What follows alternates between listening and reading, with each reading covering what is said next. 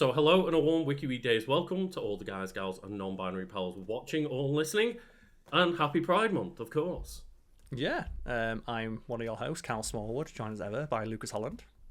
Hello there. And on the Wiki Weekdays podcast today, we covered a couple of different things that were like video game related. And Karl, you decided to like enjoy a bit of Pride Month by talking about like one of your favourite games that stars a queer character, right? Yeah, so we talked about the Time Lesbians series, aka Life is Strange, and there was more crossover between both of our topics than I anticipated. So people don't know, Wiki Weekends and Wiki Weekdays, a series where myself and Lucas will scour the lengths and breadths of the internet for wikis on subjects we're interested in and bring it forward for discussion.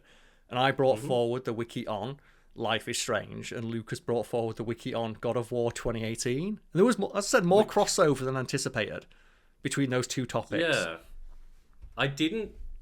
I don't actually think we used the wiki for God of War. We just had a general discussion around it, but we're both very familiar with that game and franchise, and we wanted to talk about that game and just the new perspective that we have on it now that God of War Our Fate was announced, which looks awesome, by the way. Oh, it does indeed. Like as I say in the discussion, Deborah May cry. Let's fucking go. They're literally adding a new layer to the combat of God of War 2018 and Ragnarok. I'm all in. And as well, yeah, and Cube, Jack Cube, let's go. I'm so ready. We didn't even mention the fact he's stuck. Like, did you see him in the was it the motion the capture? mocap Where they just put him in a fucking PVC cube. Imagine going from like The Boys to that, and you know he's hype. You know he's so hype. Do you see like Deborah Ann Wally's mad hype as well? Cause she's a huge nerd. She's like on one of those like D&D podcasts that celebrities do.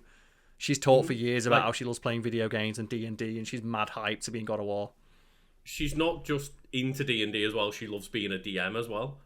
So she's like real into it. She's next level. But yeah, very fittingly, our pet of the week this week is called Hades. Yes, and pet of the week, anyone unfamiliar or tuning in for the first time or who's only just now watching the video version, is a gimmick we like to do. If you join our Patreon at any tier, you can get to our Discord and post photos. We encourage people to post photos of their pets. And this week, someone posted a picture of their pet, Hades. They said, survived a run-in with what appears to be something serious. Because they're wearing, if you can't see it, Lucas, the cone. The cone. And is there, when you see a dog in a cone, it's always hilarious. Because obviously dogs kind of just deal with it. When you see a cat in a cone, you feel worried because if the cat could speak, it'd be furious. I've never seen a cat in a cone that's not furious. Like, that cat looks ready to just activate Spartan. That's it. Yeah, if that cat could speak, it'd talk like Kratos at the end of God of War 3. Like, Zeus! Why have you done this to me?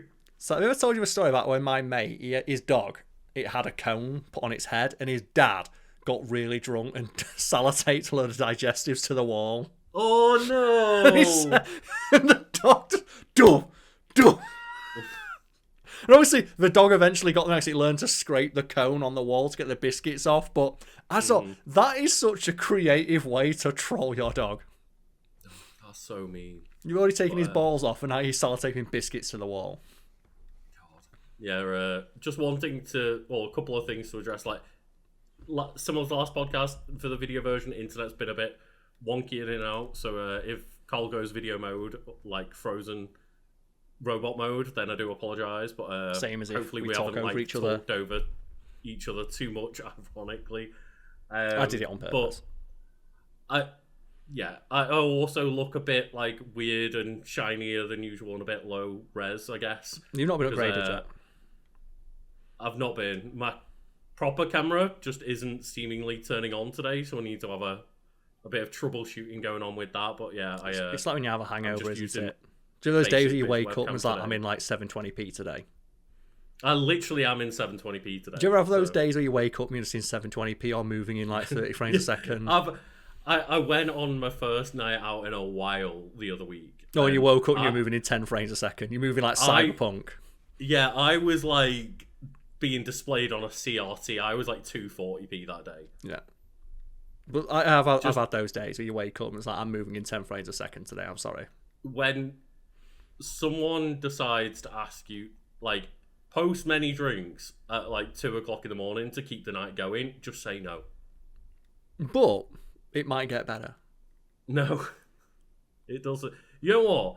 there's many problems I've got with the sitcom How I Met Your Mother, but nothing good ever happens after 2 a.m. is a pretty good thing to bear in mind. It's fair enough, yeah. But for all of those of you out there who similarly just don't ever want to like the party to stop, you can never stop the party on this channel by supporting our Patreon. And if you support our Patreon, you'll get your name somewhere on screen above, right?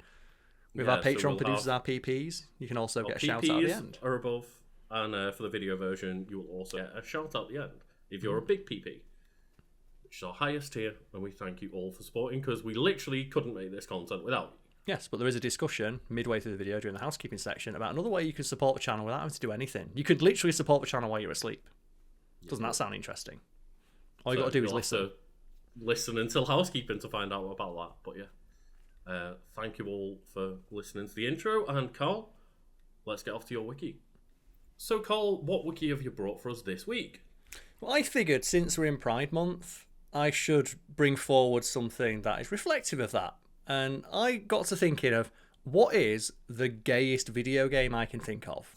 And it's a video game that recently had a sequel, Life is Strange.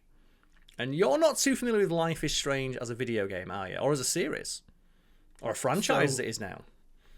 I'm very aware of it in terms of like it being a video game. Like I know the main two protagonists and stuff. Like I have not played through any of the games though. Okay. I'm not overly experienced with like the specifics of each game, but I am aware of the franchise because like guess what? The fans of this franchise are quite loud about it. They are, and it's one of those situations where you kind of have to appreciate, they're right to be loud about their love of this franchise and this series and the characters in it, because it is a very good series. And I imagine for the people who relate to it specifically, it's one of the few times they felt themselves being represented in a piece of media. Yeah. I'm not saying it's the only piece of media that represents them, I'm just saying it's like it's a notable example of, for example, queer teenagers being represented as they are. Awkward dogs. As they are, with maybe writing that doesn't quite reflect teenagers of the time. Because they're written by 40-year-olds, but you can forgive stuff like that when the actual story itself is quite challenging. So I am a big fan of Life is Strange. Specifically, Life is Strange like as a main story, specifically the story of Max Caulfield. So I like Life is Strange, the first game, played through it as it came out. I didn't really like the Life is Strange sequel, but we can get to that. So, Life is Strange is an episodic adventure game developed by Don't Nod Entertainment and published by Square Enix. The first installment of the Life is Strange series. And it came out in... go on. It is quite funny as well, because like obviously I was looking up some clips and stuff just to remind myself of the game a bit more generally, but there's one that made me laugh, and I was like, this kind of makes me think of me and you as people. Not that we're partners or anything. We're not in a relationship. But we're in a business relationship. Like, we're in a business relationship, but like... Go get something for the fanfic, right? I'm quite like Chloe in the sense of like, I've got blue hair, I'm a problematic person, and for some reason I know how to pick a lock. And then for you on the Mac side, I was like, well, you're brunette. And you also think Final Fantasy Spirits Within is the greatest sci-fi movie. Hey, wait, give me a sec. I've actually got the novelization. Here we go. I've got the novelization of Final Fantasy Spirits Within. And do you really like Final Fantasy Spirits Within? No, it sucks ass, and the book's even worse. But I own it, and one day I hope to get it signed by Dean Wesley Smith. Maybe one day. I just saw clips as I was saying, like, one of them mentioning, like, Final Fantasy Spirits Within. I was like, oh, God. Which is a nod to the publisher, Square Enix. But yeah, it's a fun game. And as you mentioned, like, you can't relate to the character literally, but it does give off the tone. And that's something that's interesting about Life is Strange. People probably look at me and go, what do you get out of Life is Strange? Because my experience with the fan base and interacting with the fan base, largely from afar, because I don't tend to interact with many online communities, is that the fan base is largely filled with queer women. Mm-hmm. Because that's the main character, Max Caulfield, a queer woman. But I can still appreciate the story. I can still appreciate the fact that I'm getting a perspective I've never seen in media before. And also as well, just I want to see a story written from a perspective that's not my own, one I'm not familiar with, to help me become a more empathetic person. Yeah, it's very interesting, the idea of wanting to only like interact with media directly reflects upon your own experiences. I think that's such a weird mindset to have. It's like, I think if it anything, shows weakness of character, in my opinion. yeah, like if anything, I would rather.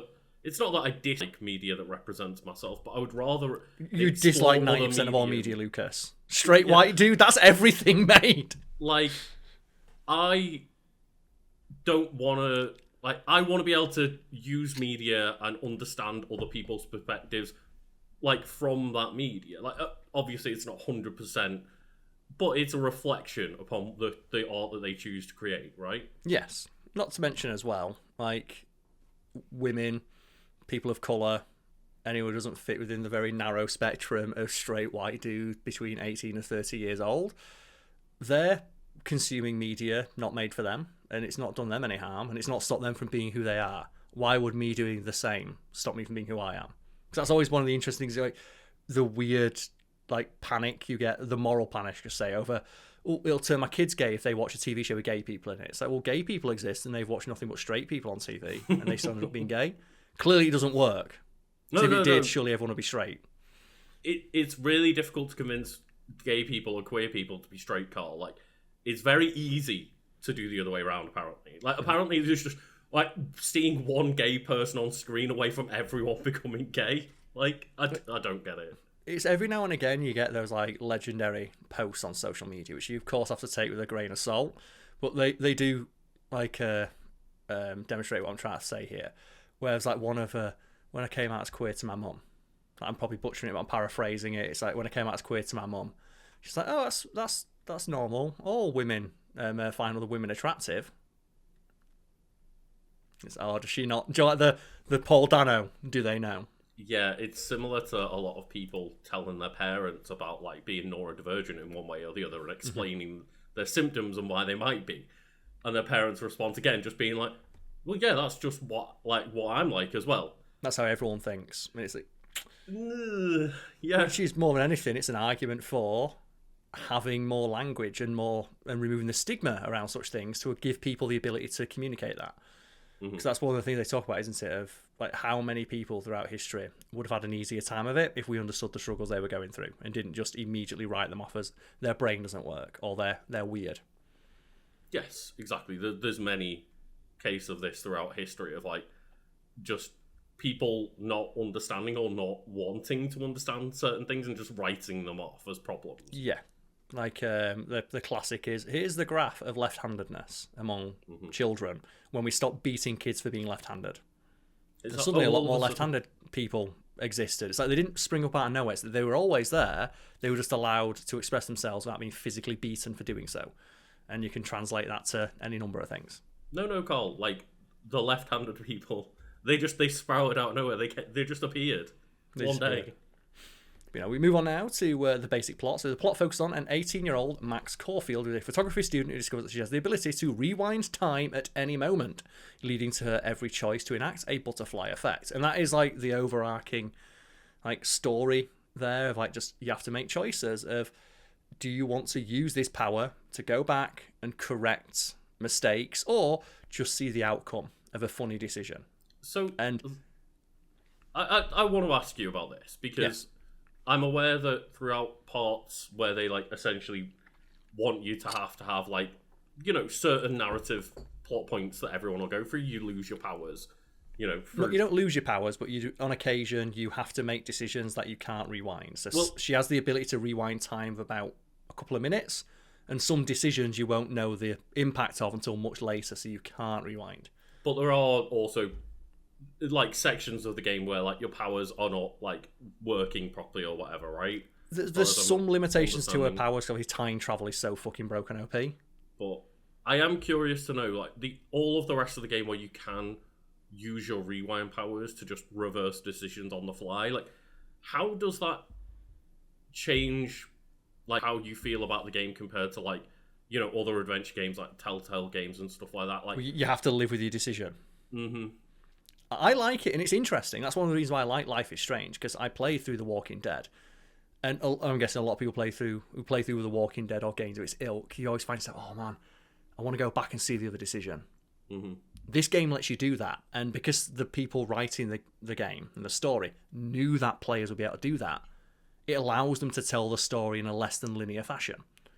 And for example, you can have at multiple points during the game, and the sequels in which you play as Max, where you can use your time travel powers, you can go back to the conversation with the knowledge you got from the answer they gave. And it opens up new dialogue options of you'll talk to someone, okay, they'll tell you to fuck off. But before they tell you to fuck off, they might mention something offhand. Okay, rewind time, go approach them, bring up that subject first. And like, oh, I didn't know you knew about that. Now the dialogue tree is open again. Right, okay. I've never seen that in a video game before, especially a narrative-driven one, where you can actually... I know what you're getting at there. Like, how does that stop you from just rewinding all the time to get the perfect path through every conversation? Mm-hmm. The game anticipates you doing that, and you don't know what the correct path through every conversation would be. Yeah, that's nice to know that they actually have designed the game with that mentality in mind, because that makes it more interesting in the sense that, as you say, you can open up further dialogue options by utilizing the time rewind with new knowledge. Yeah, it's also as well, it's not like Mass Effect where you just pick the top option every time for Paragon. If you always select Paragon, you'll get to the end of the game and be a goody two shoes who saves the day. It's more nuanced than that, which I appreciate, because not every decision or not every conversation choice works the way it's intended, because you have to take into account the person you're talking to. Yeah, it's one of the most annoying things about a game like Mass Effect, where just always pick the positive morality option. Is literally a linear scale. It's so binary, isn't it? It's good, bad, neutral. And there's no reason to ever do anything other than lock into I'm going to make every good decision, every Paragon decision, or lock into I'm just going to do a Renegade run. Exactly. And that's not a way I enjoy playing those games. I like conversations and characters to be nuanced. And Life is Strange is very nuanced. Like, some things are more obviously the good option than the bad one, but it might have far-reaching consequences that you didn't expect. And that's where the butterfly effect comes in. The game, I know, ultimately does funnel back into a single decision. You will eventually end up at a crossroads where you have to make one of two major decisions. And some would argue, well, that doesn't really mean that your decisions are taken into account if there's just a binary choice at the end of the game. I'd argue that it does, because hopefully by the end of the game, most players would have gone through not a completely unique path, but a path that's unique to them and their decisions, their own morality, their own sense of self. That even though they reach the same binary decision that every other player does, the things that would inform which decision they make are different. Well, yeah, it's, speaking of Mass Effect, it's similar to the complicated nuance around Mass Effect 3 and its ending of people got mad that it was just, again, a choice of 3 different colours, essentially. Mm-hmm. And the point wasn't that the literal end decision was going to be 10,000 things could happen. It's that every single person had a different journey along the way.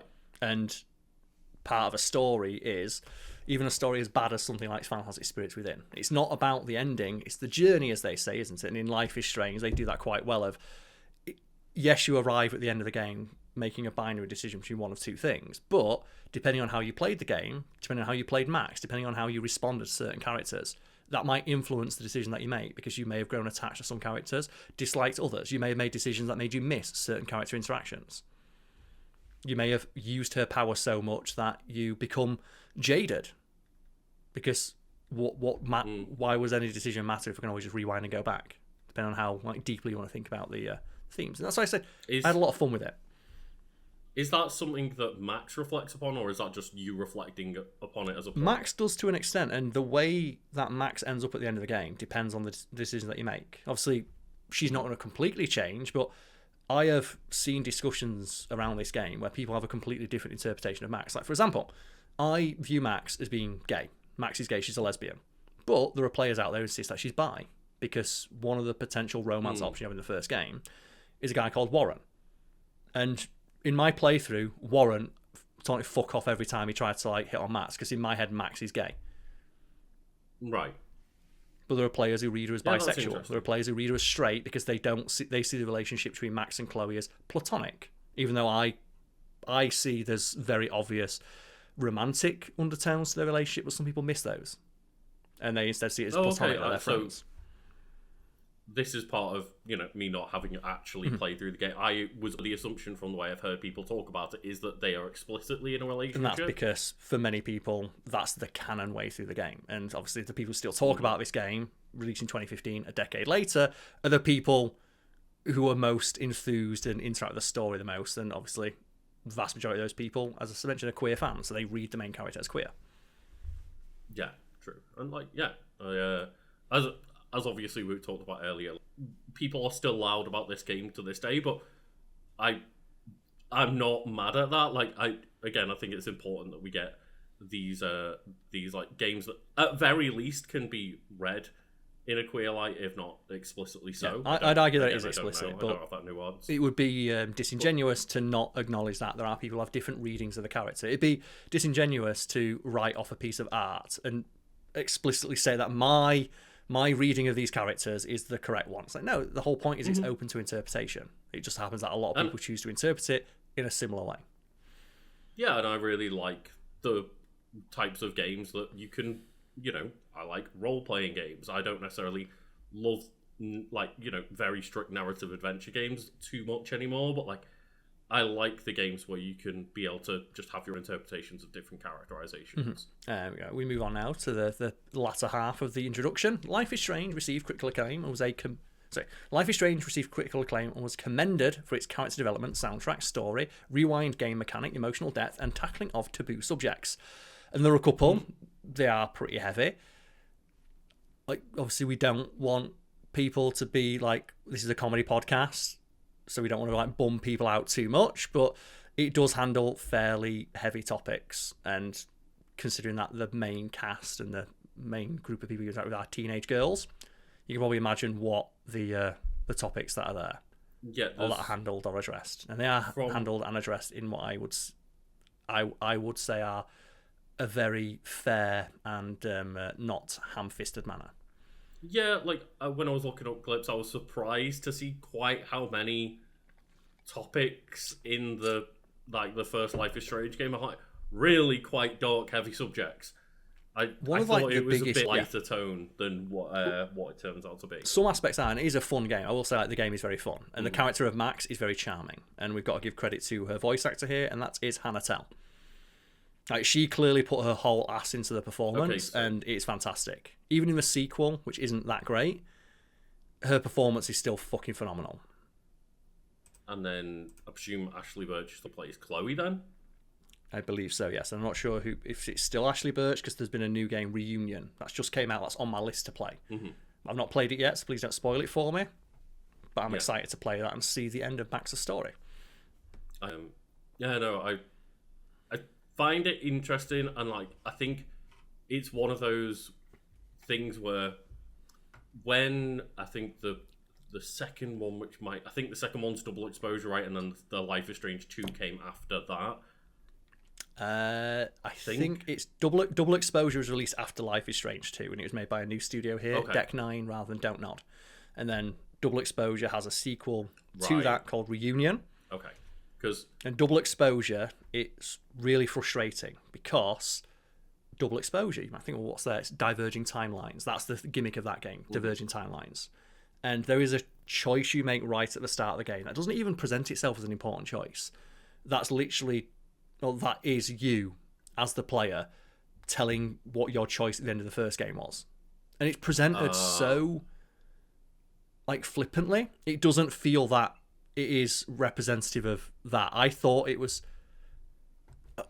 basically, when I saw that choice presented to me, I didn't think it was me telling the game, this is the decision I made at the end of the first game. I thought I was role-playing Max, and Max doesn't want to share this part of her past with this person, so I thought I was lying. And he's like, no, choose that. No, that was me picking the ending of the previous game, and that's all the reference you get to the events of the previous game, and it changes absolutely nothing about the story. Well, I guess it's probably worth just delving into for a minute, because I know what the choice is at the end of the game, so I guess and it's 10 years old at this point. At the end of the game is, do you save Chloe or do you save Arcadia Bay, the town in which you live? Do you save Bay or do you save Bay? And so it's one of those things of just, I did find it interesting that how do you do a sequel to that? Is because you that's what I was interested in. And do they do it, Lucas? They never bring it up again. But yeah, like that's the difficulty, right? Is because you would assume that the easiest way to write a game like the sequel of that is to just say one of the endings was a canon ending. No, but they're both canon, and essentially, right at the start of Double Exposure, you get asked, "Oh, so this Chloe girl, what happened to her?" And you can choose, "She died, we broke up." Mm-hmm. And if you choose "she died," that's you choosing that you sacrificed at the end of the first game. If you choose "we broke up," that says that she survived, like you sacrificed Arcadia Bay, and then at some point in the future you broke up. And that's the only reference you get to the events of the first game. And you occasionally, if you pick the ending where Chloe survives, you occasionally see a post on the in-game social media, and that's it. Right. And myself and a lot of other fans, because I looked at discussions of it, were really frustrated by the fact that this feels oddly dismissive of such a like literally the end of the first game. This monumental decision, this weighed on Max, is just handled so haphazardly. Like I said, I didn't even think that I was making that decision. I was like, wait, what do you mean we broke up?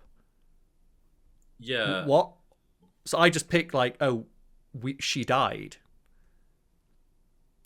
Because that's the only one that made sense. Because the other answer, "we broke up," wouldn't make sense for those two characters. I read them; they would never break up. They literally agreed that despite everything, it's us that should be together. So right off that left an awful taste in my mouth. Yeah. So and apparently, oh, go on. I was just going to ask, in terms of like your playthrough, your canon, your head canon, what did she you sacrificed choose? Arcadia Bay? She sacrificed Arcadia. Okay.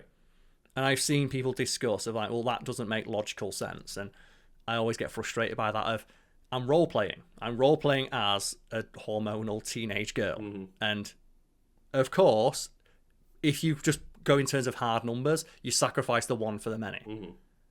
That's not the decision that Max would make. At least my version of Max would not make that decision. Literally a story about, as you say, like emotional, hormonal teenagers. Like they don't necessarily gonna sit down and go, well, looking at the logistics, looking at the number crunching, I think actually it's like no. Of course, you're gonna make a passionate decision. Also, as well, I choose to interpret the ending metaphorically. That it's not a literal giant storm that's going to wash the town away. It's you making the decision to leave behind your past to pursue a future with your partner. But it turns out that as of the second game, like Double Exposure, it was a literal actual storm that wiped the town off the map. Right, okay. That killed like 100 people. Because I always just chose to interpret the ending metaphorically. It's like it's a love story of, do you want to stay in your hometown and stagnate or pursue something new with your partner? And you can see it as a metaphor for Max discovering her sexuality. No, Karl, big storm. Big storm, literal, and that pissed me off. But other people do interpret it literally, like it is a literal storm caused by the abuse of your time powers. But I always chose to interpret the time powers and this ending more metaphorically, of like you're not literally rewinding time, even though you are in gameplay. It's just a representative of the indecisiveness of being at that age. So and it turns out no, Max has literal time control. Okay. Oh, I assumed that it was very explicitly that she had time control. But again, like, yeah, I guess like on my playthrough, I read it more metaphorically because that to me made more sense. A gameplay contrivance, not necessarily a narrative one. Yeah, and I saw it as like it is a metaphor for her discovering her sexuality, which is why I always read Max as being gay, not bi. She's gay because in my head the narrative is her discovering her sexuality and her burgeoning attraction to Chloe. And I saw the ending of you're not abandoning the town to get wiped off the map by a giant like hurricane. That doesn't make any visual or narrative sense. It is you are metaphorically wiping that part of your life off to go pursue something new rather than stagnating in your hometown. And again, as you mentioned earlier, it's not that you're saying that is the correct interpretation. That was my interpretation. But as of the sequel, it turns out it was a literal actual thing. And then Reunion, they're walking back their decision to just not address that. And apparently Reunion, from the trailers that I've seen, is seemingly combining both timelines into one. And now both endings are canon, but there's some sort of like fuckery with the timeline as a result. Which, if anything, I think is that's why I'm interested to play it. Like, it sounds interesting, but it's kind of even more cowardly from a like writing perspective. Yeah, I'm gonna give it a chance because I'm curious about how it's handled. Yeah. I'm not holding my breath because I didn't like Double Exposure, but them bringing back Chloe and, as I said, combining the timelines seemingly is an interesting decision I would like to see. So I'm not going to judge it without giving it a chance. is the game already out? You just haven't got around. It's already out, yes. So, and it's out. It's not episodic like the previous games. It's out in its entirety. So no spoilers for it, please. Yeah, I would be interested to know, like, spoiler free in the comment below or in a Discord. Like, let us know. Does it stick the landing? How do you think it managed, like, combining these two timelines, so to speak? And again, don't spoil things, Karl. Like, he's gonna see these comments. Don't do that. Yeah, I know we spoiled like the game that came out 10 years ago, but our general rule with spoilers is 6 months after the thing is released. And if you're watching this due to the thumbnail, because I imagine the thumbnail is going to be Life is Strange, Time Lesbians, because that's what I call the game. That's got the Time Lesbian series. Oh, I wonder how that would impact sales if, like, instead of being called Life is Strange, it was just called Time Lesbians. It's a more accurate name. But again, so as I said, some people read Max as bi, and I would not want to like dismiss their reading of the story. Yeah. As I said, my reading of it is that Max, like, you can flirt with. I think you can go on a date with him. I've seen like people do I call it the bad playthrough, where you like you date Warren, but I see that more that she's confused, and ultimately she realizes that she is gay because in double exposure you can again date a man. I mean, yeah, but that it feels like something they put in after the facts. The one guy you can date is a fucking asshole. And the woman you can date in that game, it's so clear that they put so much more effort into that relationship than the one with the guy. And that's the thing is that I'm sure it's like not an uncommon thing where like gay people have gone through a stage of dating in a straight manner, and it's not. I also as well don't want to dismiss anyone who is bi. Yeah. Like, I don't want to stumble into bi erasure. I understand that bisexual people exist. I just don't think Max is bisexual. That's not my reading of the character. But if it is yours, that is completely valid interpretation. It's the one I won't accept is straight Max. Fuck you, she's not straight. It's the one thing we can say she's definitely not. It's one of those things, right? It's why I still enjoy these games, and it's why I still enjoy narrative games, even though the majority of games I play are like more gameplay heavy and focused. Mm-hmm. I think I'm saying the gameplay isn't the draw of this game, but there is some interesting puzzle elements. Like I said, revolving around rewinding time. There's some fun stuff you can do with that. Like, for example, Max realizes at some point through the story, like, if I rewind time while holding an object, I keep that object in my hand. Oh, right, okay. And that allows some interesting puzzle elements. The same way, like I said, if you can go into conversations with knowledge you gained from a previous timeline. So, like, how does it work in terms of the rewind time? Because I saw, like, clips where it's, like, the little spiral and you go back. Is it it's a couple of minutes, yeah. Is it that you can, like, basically rewind and restart at any point within that 2 minutes? Or is it that, like, say you can go back, like, 1 stage, 2 stage, or 3 stage? It's helpful in the sense that, like, it's not as sophisticated as it probably could be, but that'd be to the game's detriment because it'd make it a nightmare if you could, like, rewind to being halfway through a conversation. You have, like, little dots and, like, this is the last, like, thing that could be impacted by you that you did. Yeah. It's like, oh, here's the last conversation you had, here's the conversation before that, here's the conversation before that. And generally, like, you have, like, it's broken into sections and you can rewind to the start of most sections, save for times where you can't do that for narrative reasons. But again, I don't read it as a literally rewinding time. I see it more metaphorically as the indecisiveness of a teenager, and I read her having the extra universe information of rewinding time as this is a version of Max that is more confident and knows these people, because an element of the story, and I think one of the biggest roadblocks for a lot of people's enjoyment is the character called Kate. Okay. And halfway through the game, Kate jumps off a building. Oh, right, yeah. And she can, in that moment, die. She's gone. She is removed from the story. And you have the ability to rewind time, to put her back on top of the building, and go up and literally talk her down. And if you haven't talked to her enough, you don't actually know what to say to convince her to not commit suicide. Because you don't know her. Right. You never took the time to get to know her, so you don't have the ability to convince her not to do that. Because part of why she's doing it is that she feels alienated from her peers because no one cares about her. And it's really harrowing that if you as a player didn't get to know her, you can't convince her otherwise, because all you're doing is proving a point that even you, the player character, who literally has the ability to have infinite time to get to know her, still never took the time to get to know her. Yeah, that's very. And you can lose her as a character. And there's so many like playthroughs you can watch online of people getting to that moment like, okay, so how do I win? Or how can I go back and you can rewind it, but you'll never be able to convince her if you don't know her. And you just have to keep rewinding and watching her throw herself off the. And it's really harrowing. And I've seen it. Like I've seen playthroughs where people get really affected by this. Like they look up like, how do I save it? It's like you had to get to know before. But can't I rewind to that point? No. It's quite similar. You can only rewind 5 minutes. An experience we went through when we were streaming Mass Effect, right? I'm like, oh, okay, well, we accidentally got Rex killed, and it's like, no. We can just like go back to the last save, and we can like just try it out again. It's like, we literally we can't. We do not have enough Renegade or Paragon points to save it. We were not staunch enough in like one path or the other to that point to be able to convince Rex to calm down or to intimidate it or whatever. Like, I can't remember the exact nuance of the conversation, but basically, we were on that planet. We did not have enough points, and there's no way to get those points. We cannot save this situation anymore. Yeah, and from a narrative standpoint, that's a really interesting thing to like position to put the player in of unwinnable. Mm-hmm. You're in an unwinnable scenario where I think why can't I save Kate? You didn't do enough earlier in the game. Well, can I not rewind time? You can, but by 5 minutes, and that 5 minutes is not enough to get to know this girl. You should have taken the time while you had the time, and that's why I think the game is so affecting to a lot of people, because that's like a really difficult thing to get right. It is, yes, sure, and they do handle it quite well. And I'm going to say as well, I said the word suicide there. That's probably going to get us in trouble with YouTube.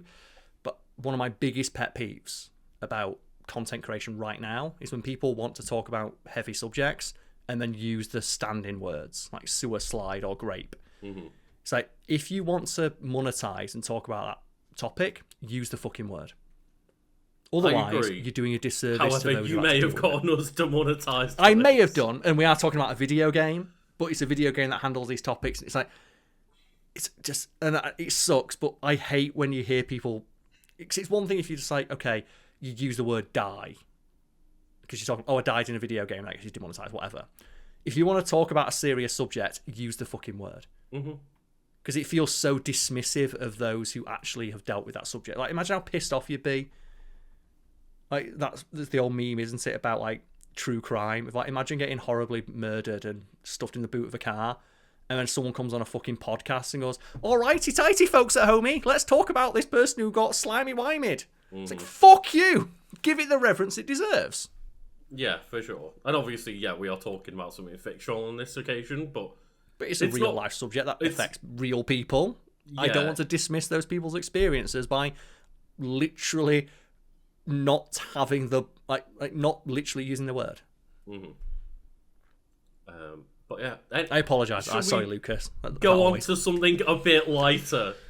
Yeah, and so the game here. Speaking of which, the game was lauded by some, but criticised by others for the use of slang that was outdated, poor lip syncing, and tonal inconsistencies in the story. So that is one thing that I'm very aware of with the writing of this game. The slang is very bad. It was apparently written by a lot of people that were 20 years older than teens at the time, if not older, and it was like using a lot of like 80s slang and stuff for these like just very dated teens. But I feel that as bad as it is, and it is bad, like the word hella is used a lot. It's used a hell a lot. That was it. Yeah. Hella is overused, and I think one of the writers who was like 40, he's like, well, I heard people talk like that when I was a teenager. It's like, well, you're 40 now and you're writing a teenager now.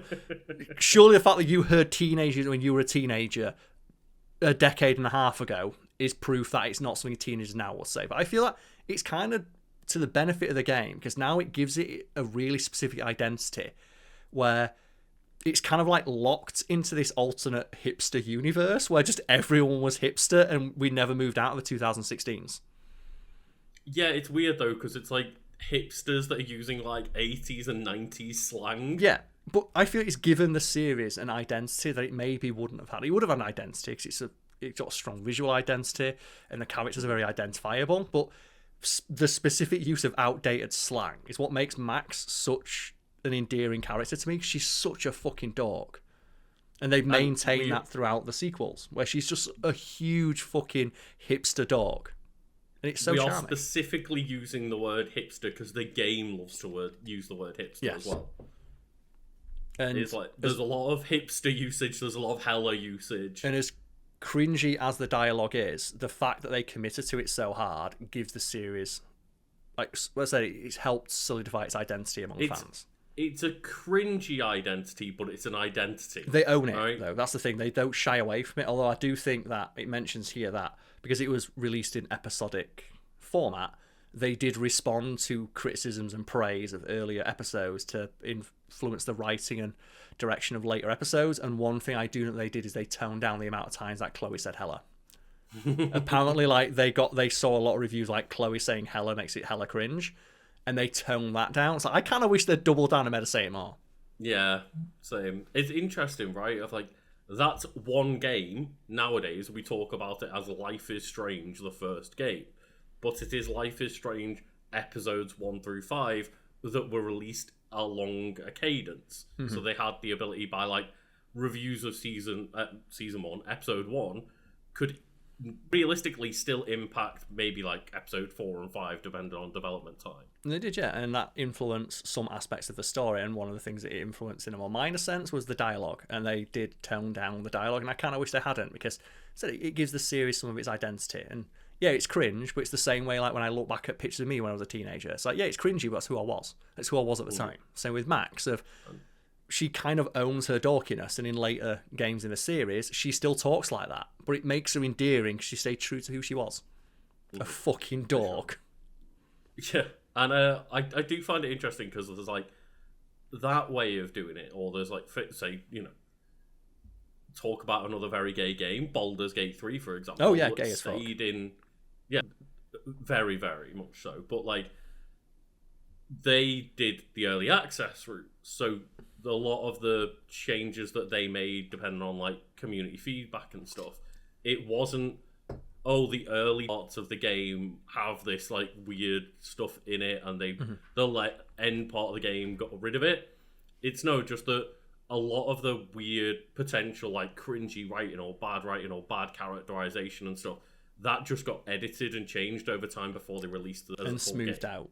And same with character design and character motivations. And one of the few that made it completely unscathed was apparently Astarion. And they even acknowledged that in one of the I think the Larian released here's their announcement for it's the 3rd year anniversary or something, and they have like the early access versions of the characters meet the current release.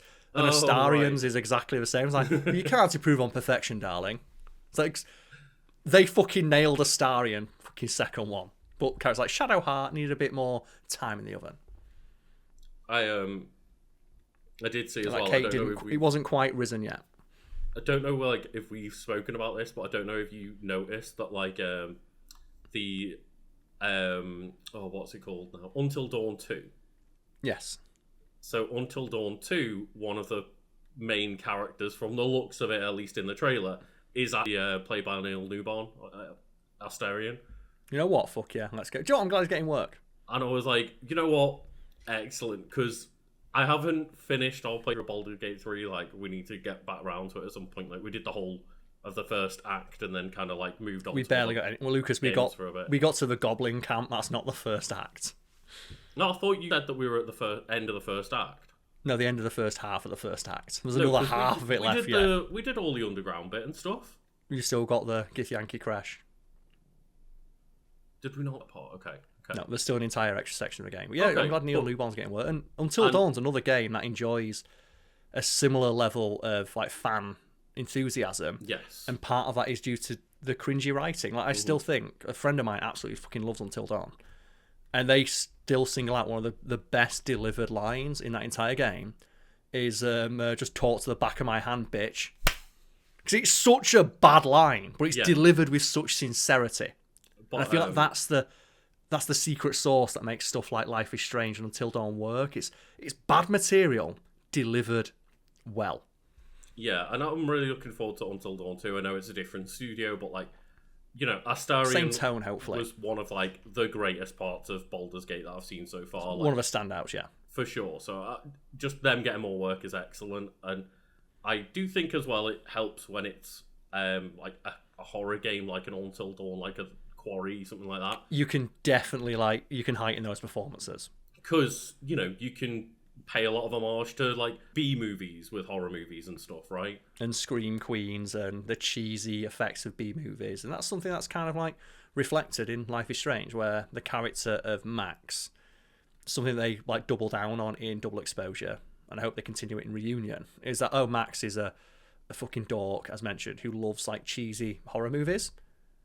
Karl, and that's why she has such an eclectic taste and fashion sense, and like, but she's so unapologetically herself, and I can see why a lot of people, queer teens especially, would relate to her or would see her as a role model or would be inspired by her. Of just someone who's so unapologetically themselves and doesn't let peer pressure change who they are. bear in mind, Karl, as mentioned earlier, Max loves Final Fantasy spirits within. Like, of course they have like weird, maybe they've got bad bad taste, taste, but like good taste in the sense of like at least they're owning their own taste, right? Well, that's what the joke is, because a lot of people single out like, they name drop Final Fantasy Spirits and it's a good movie, but the actual scene in question is Max saying, I know people ragged on it, but I do think it's a good movie. And it's a fun nod to like Square Enix, who published the game, but also it's reflective of her personality. Like, she likes bad movies, bad video games, bad adaptations, not because they're good and she disagrees with the general consensus. She can appreciate the cheesiness of them. Yeah. I'm sure there's plenty of stuff we've talked about over the past of like enjoying the bad aspects of things, not necessarily everything not take things as seriously. Exactly. And that's like one of the key parts of the game. It's something that I really like that they do, and they do it in Double Exposure, and I hope that again they do it in Reunion. Is there multiple parts of the game where it's just, we're gonna play like some licensed music, so you can't stream this shit, but it's some licensed music and it's just various camera shifts, and just enjoy the moment of just, for example, when you go on like an adventure with Chloe, it's the next day, you're in a bedroom and you can just lie down on the bed and you don't have to get up, and it's just live in the moment. And that's kind of one of the lessons of the game. You have the ability to travel through time and change things, but the things that you enjoy, you should take a moment to stop. And do any of the sequel games deal with time travel in the same way? No, they all have like powers and stuff, but they do link back to Life is Strange. So I don't think I played much of Life is Strange 2, but I know they reference the events of Life is Strange. Like, you meet a character from that game, which is frustrating because that character can potentially die in one ending. So that canonizes one ending, which I don't feel is all that conducive to allowing players to have their own interpretation. And that's why I think it's so weird that they had a direct sequel that confirmed one way or the other. I'd rather not been a sequel, but now there is. That's the thing. I think the ideal thing would to just let that story be an isolated story and not necessarily Lucas, have it made a lot of money. It sold 20 million copies. If something sells 20 million copies, they're going to make a sequel.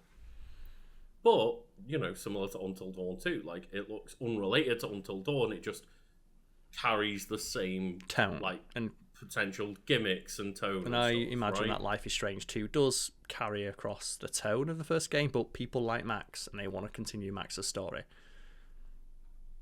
It's just, I think that I disagree with you in the sense of like, I think if they're going to make a sequel, that they should. I know that this game is like a game that people love and to like want to have their own story, but I think it's a stronger narrative decision if you're gonna make a direct sequel to canonize one ending or the other. Or if you go into, or just don't allude to it. Like, for example, Cyberpunk. There's a new Cyberpunk game in development, and so many fans like, well, which ending are they going to pick? It's like, don't pick any one ending because people are going to bitch regardless. Just say every ending is canon or not canon. Because the end, I'm not going to spoil the end of Cyberpunk, but the old point is like, you become a legend. V becomes a legend, and you don't know the ultimate fate of V, because the ending of the game is left ambiguous what actually happens to V, unless you pick the bad ending where you definitively know, but that's the bad ending, and it's not one that any player will really see unless you're deliberately going for it. Any sequel to that game should carry on that ambiguity and just say that V is a legend, and what happened to them is not known. But that's not going to happen because players are going to get annoyed. It's the same way in like Fallout, the Fallout TV show. All fans are for. Well, what was the canon ending of New Vegas? Did Mr. House win? Did like the courier pick someone else? And the showrunners did the decision that I think is correct of, we're not going to tell you which ending was canon. They all could have happened. None of them could have happened. We're going to set it so far in the future that it doesn't fucking matter. And people still got mad. Right. They got mad of like, well, everything on the strip is the same. Even if the ending was, in the ending that I picked, it would have all ended good. It's like, Lucas, what's the opening quote from Fallout? in every game. Oh, war never changes. Literally the first thing you see on screen in every game. War never changes. And people were moaning that a Fallout TV show set after the events of New Vegas had everything be exactly the same in spite of whatever ending of New Vegas happens. Like, it's almost like war never changes. Yeah, it's that kind of nihilistic thing of like, oh, you think that you made a difference, but actually you made a difference in the short term, short period of time. But when it gets long enough period of time, it just kind of like everything kind of just balanced out to equal again. You fast forward 100 years into the future, and as I said, everything like just balanced out towards the middle. And loads of fans were getting mad at that. And it's like they were stuck in an unwinnable situation. Either you pick one ending and make it canon and piss off everybody because that's not the ending they think works. You ignore it completely, that pisses off everybody, or you do what they did, which I think is probably the best way of just leave it ambiguous what the ending was and lean into the ambiguity of what happened by just not addressing it. Of leave that story as a self-contained thing and just say this is a story told 100 years later. Maybe the courier did side with Mr. House. Maybe they did go on their own. Maybe they sided with like Kaiser's Legion. You don't know. But whatever did happen, it's so far in the future that it didn't matter, which leans into the nihilism of the series as a whole. Yes, exactly. It does. It is very fitting within Fallout that to be able to do that. It doesn't fit with Life is Strange because Life is Strange, that's a very emotional, personal decision to make for a lot of people. Even though it's, as I say, it's a binary decision, it's a binary decision that it relies on a lot of yourself being put into it. So it feels so weird to have it dismissed as a dialogue option in the first 10 minutes of the first game that you can miss because its importance is not really reflected. I will say though, in terms of Fallout New Vegas, I would quite have liked the version that I did on my first playthrough, where essentially I accidentally pissed off every single faction and most of them ended up destroyed. Yeah, which also works. But the whole point within the Fallout universe is that given 100 years, 200 years, probably people would have picked those factions back up and someone else would have taken over. And again, everything is the same. Because war never changes. Mm-hmm. So that's it works for that game, and I did find that interesting when there were people moaning of like, I think the showrunners, like, what ending's canon? All of them. That doesn't make you have to pick an ending. Well, it wouldn't matter what ending they pick because in the time the show is set, nothing would have changed. Mm-hmm. But that doesn't work for Life is Strange, as mentioned. But yeah, it's way too personal a story and individual a story. Yeah, that's why I say it's interesting that they tried it. It didn't work, but I am curious to see if they can correct course now that the plot line seemingly of reunion is that both timelines are converging. So both endings are canon, or are they? The thing is though, Karl, we just live in the timeline where they released this version. There's other timelines where they saw what happened when they released the next and double down. They reversed time and then just didn't do that. And they were fine. So somewhere out there's a timeline where they just Square Enix reversed time and did it the way. They knew what our feedback would be. I don't like... That's something they lean into in Double Exposure, of like making the powers literal.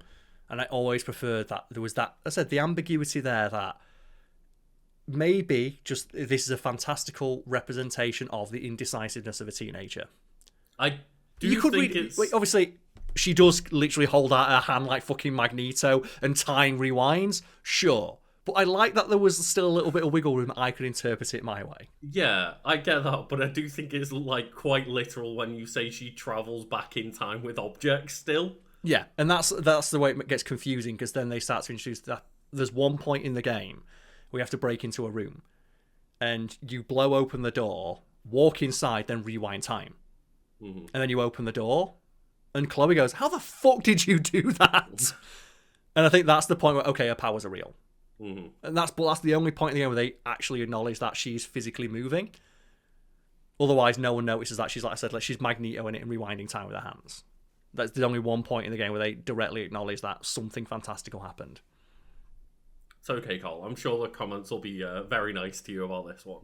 Well, the whole point of the game is that you can interpret it your own way, and I chose to interpret it metaphorically because that's the character is an arty-farty weirdo. She just metaphorically got through that door. It's okay, Karl.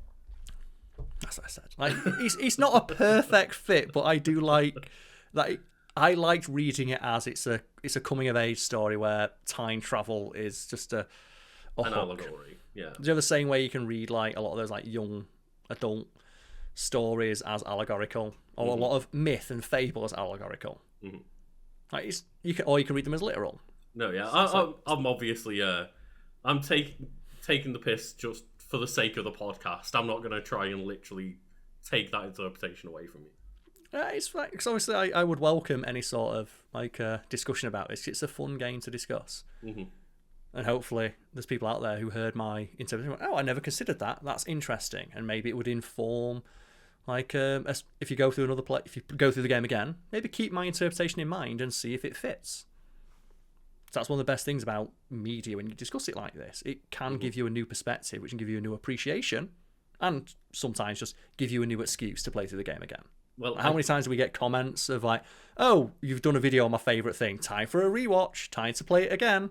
Yeah, I think that's very fitting because that's literally what has inspired the wiki that I'm bringing. So should we move straight on to yours, or would you like to take a quick break? I need a quick break, but yeah. Okay, no problem. We'll be back in a moment then. Let's talk about something that Luke's been replaying. So we have both returned from our long and perilous journeys to the bathroom and to get coffee respectively.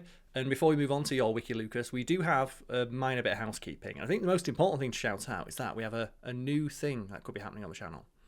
Yeah, a new thing that has been tested on the channel that we might be doing going forward, so we would like a little bit of feedback.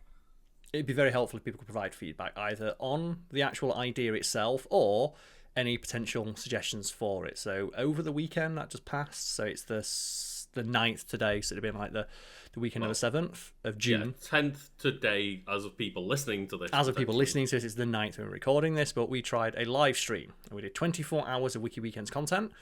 It's something we would like to do as a permanent feature, but it does cost money to set up. It also has a very distinct resource cost, at least initially. So it's something that we need to get feedback on before we commit to entirely. Yeah, so we had to kind of like figure out, getting a chunk of videos, re-exporting them without the outros and things like that. Just so they would all seamlessly stream into one another. And yeah, that just means that if this is a potential thing we've got to do, we've got to worry about going through our catalogue and literally editing and re-exporting every single one. And then we've also got to pay for the storage on top of that for the site that we're using, depending on how many videos we commit to using. So yeah. So it should clarify is that this isn't a difficult thing to do, but as mentioned, it is a resource cost in terms of our time and money. So it's going to cost us money and a not insignificant amount of time to set something like this up. So we would like feedback on whether or not it's something people would like. And also, if you've got any suggestions for ways that we can make it better for you, our audience at home, because our current thinking is that we get people asking if they can support us. And we have a Patreon, they can do that. You can go check out the Patreon file link below. You can watch these videos. And we often, at the end of our videos and our shout-outs, acknowledge the fact that just watching the videos is enough. But if you'd like another way to support us, you could literally click on a theoretical live stream and just put that in the background. If you want some background noise, have me and Lucas talking your ear off about various wikis from the last 2 or 3 years or so. Yeah, and bear in mind, help the channel. Well, it's just one of those things where instead of having to, go on to certain videos and set up a queue of videos or find a specific playlist or something, you could literally just know that you can click on the channel, click on the live button, and just have a steady stream of content to just listen to in the background or whatever. Because we are keenly aware, like a lot of content creators, that some people don't watch our videos. They use our videos as either background noise for when they're doing errands about the house, the same way my parents would the radio back in the day, or they use it as white noise to sleep to. And I'm not mad about that, but it's literally something that me and Karl do as well. It's not like we're saying that in a derogatory way. We're aware it's something people do. Platform in the same way. Yeah. But we'd like to facilitate that, and if there's anyone out there who for that would be useful, we'd love to hear from you, either in the comment section below or a Discord, also found linked below. And to clarify as well, similarly, you saw a video go up during that live stream, it would not affect a regular upload. You'd still see those. We just, in theory, have a live stream going with just recurring content all of the time, and also get your regular Wednesday, Saturday, Sunday videos as normal. Yes, it would not impact our uploads at all, but I hope would be that it adds to both the experience of our channel, because it gives you another, if For example, you fall into the category of liking white noise, but don't want to make a playlist or add stuff to a queue. It just gives you something you can click on and not worry. But also for the people who want to support us, but don't have the money to join a Patreon or the inclination to do so. You can literally just support our channel while you're asleep. And I can't think of an easier way to support channel than while you're asleep. Because it's something I do. There's like a couple of channels that I follow when I go to sleep. So I said I need white noise to sleep because I'm used to living in a city. Yeah, no, literally. I'm the exact same thing. I like almost nightly have YouTube on in the background on my phone or something, listening to things. Just helps me rest. Yeah, but I'm not sure how common an occurrence that is, and especially how common it is among the audience that we've curated so far. Because if it is enough people, that does justify the aforementioned resource cost of both time and money. Because, it'd be nice to offer something with absolutely no incentive to ourselves, but we are trying to make money on this. And if we stood to lose money from doing this, our efforts would be better spent elsewhere. Exactly, yes. Of course. And we hope that being transparent with our audience would encourage our audience to similarly be transparent with us about whether or not it's something they'd like, and also the feedback to it. Like, we've been honest with you, please be honest with us. Yeah, so if you tuned into that at any point, I'm aware that it went down one time for a little bit due to a copyright strike. So again, which is something else we'd have to address. We have to edit out all the potentially copyrightable stuff, all the music. Again, not difficult, but it is time intensive. I mean, that specifically would be very time intensive, depending on the videos that we use. Yeah, and it probably would influence the videos that we put into a playlist. But we would hopefully be able to respond to audience feedback, and the service we looked at would allow us to add new videos to and from it. We'd also potentially be able to do multiple streams, theoretically, so we could do the podcasts. We could also do a night stream. But I think that'd be easy enough. Just make the thumbnail dark so people can put it on, maximize it, and not have like fucking like flashbang when they're asleep. And it's just stuff like that we'd like to know. Just to be able to get the most utility out of this idea for both sides. Yes, and it is something that we'd like to pursue, because I think we're at the point, it's like the 2-year gap now. We're getting that 2-year itch where the channel, it's not stagnated because we're still growing in terms of numbers on the back end, but we both feel that there's a push that can be made to push our channel to the point where it becomes a full-time endeavour for us both. We're just not sure what form that push should take, and this is one idea. Yeah, exactly, right? And it's something that we are still enjoying doing. I personally, I'm not going to be tuning into that live stream because, I think that, obviously I started this channel. Well, I started this channel without much experience of being the person on camera. Watching older videos for me is really difficult because, oh, you mean, I'd be editing it on the background, but the audience doesn't need to know that.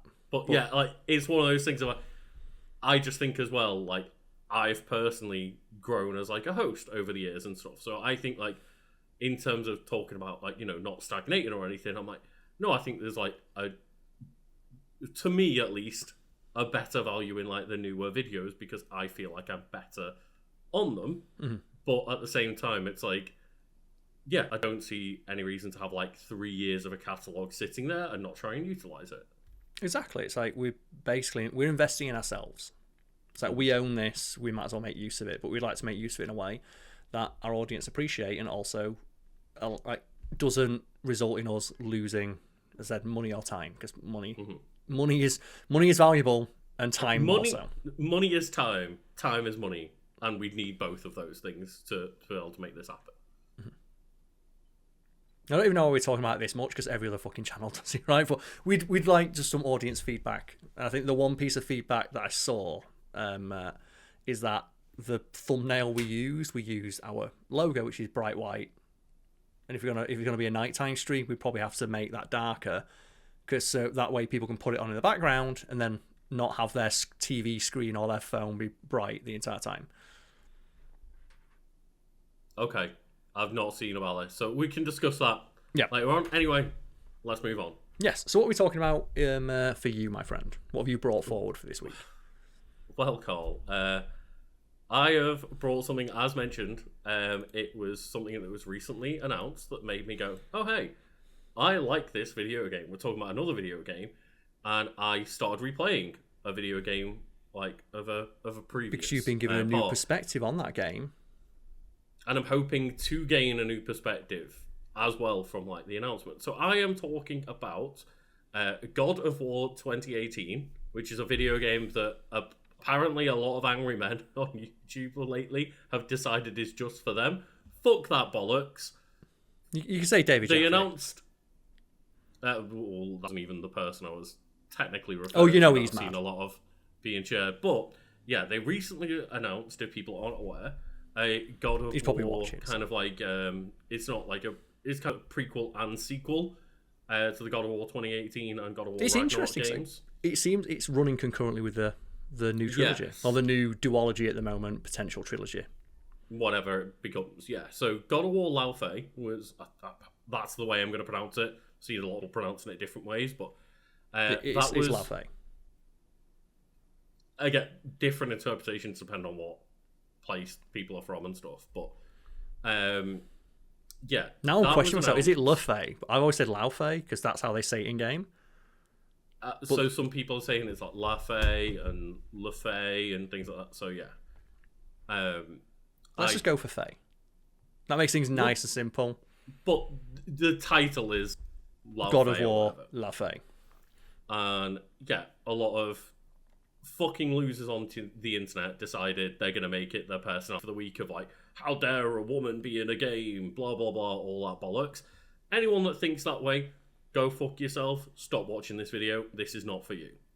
To be fair, they're not going to get to this point, they've had to see like 45 minutes. It was like talking about Life is Strange. They've seen me talking about Life is Strange. And like, I think the character of Chloe is like weird internet asshole like litmus test, right? If they can look at a picture of Chloe and not just get mad at blue-haired girl with pronouns and tattoos, you're all right. Like, if you've got this, if just the fact they heard us like say, "Hey, Pride Month, it's Pride Month, let's celebrate that." If they could sit through that and not get mad, it's really funny that we've essentially screened those people out of this conversation already.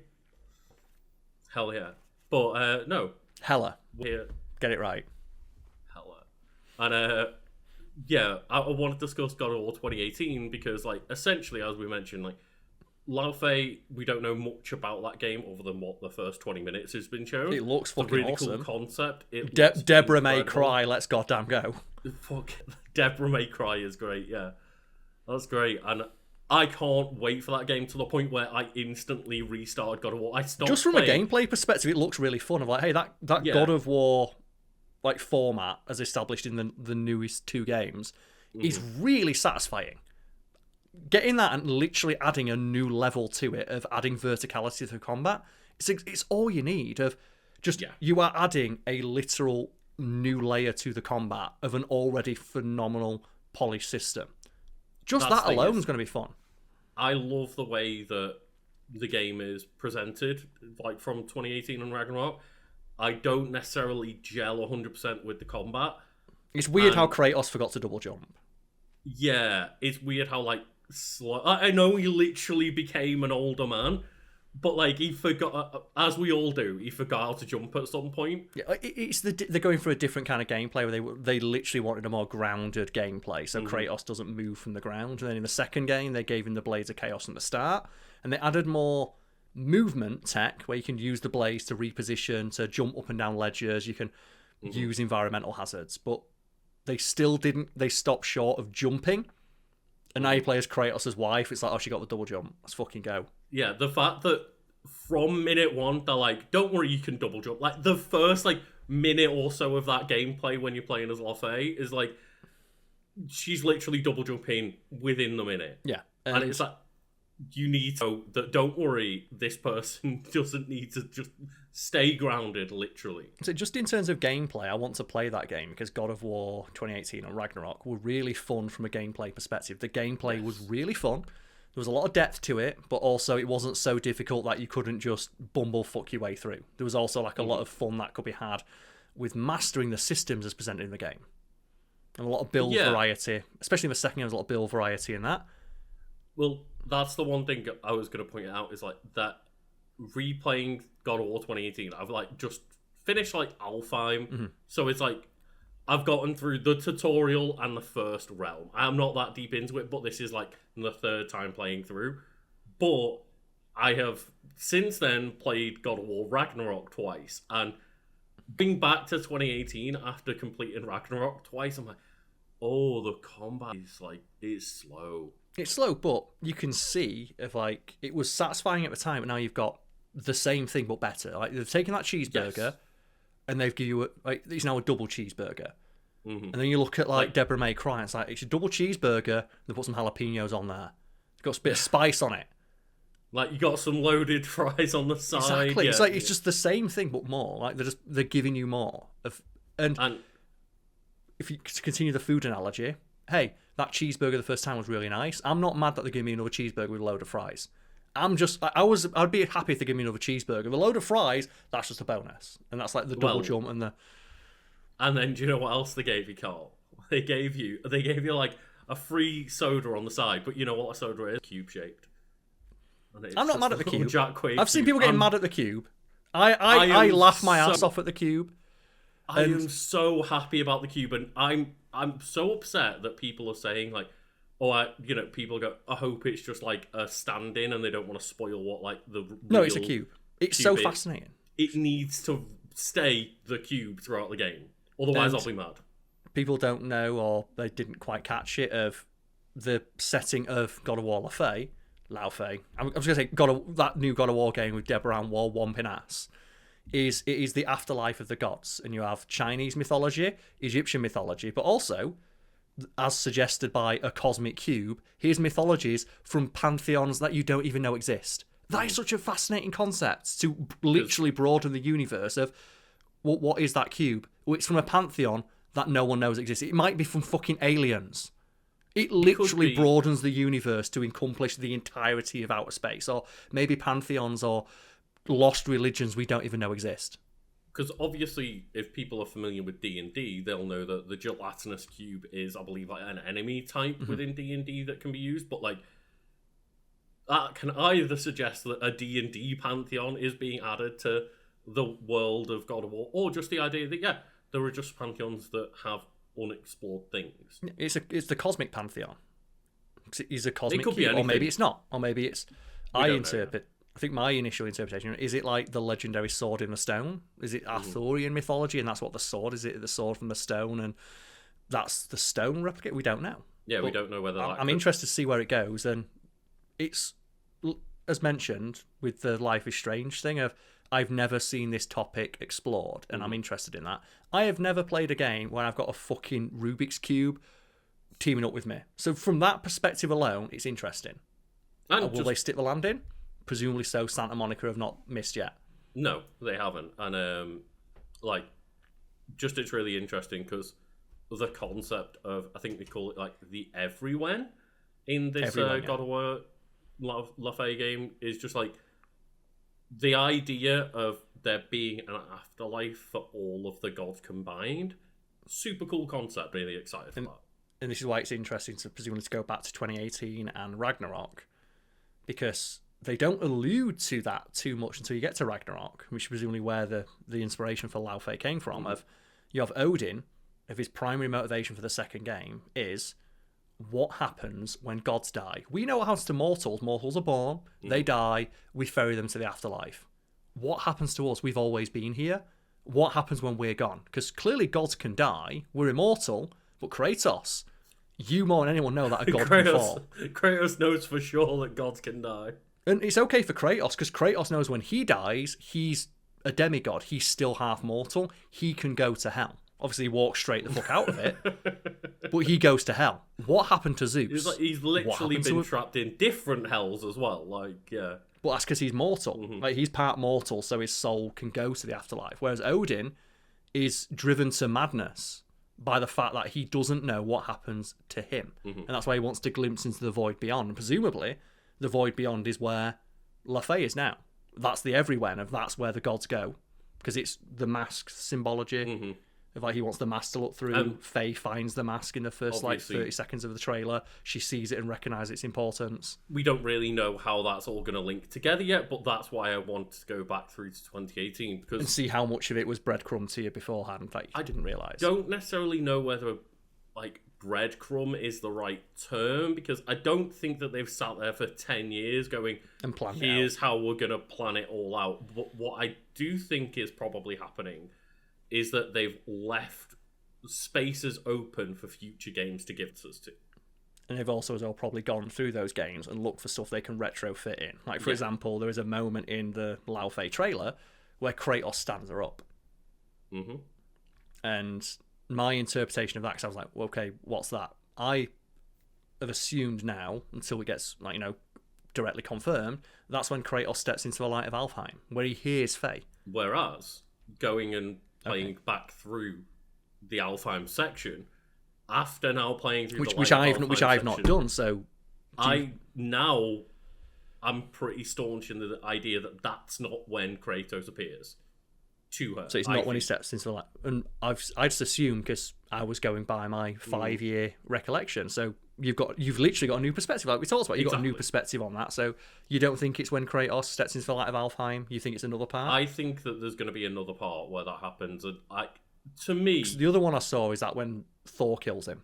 That's the other explanation I've seen.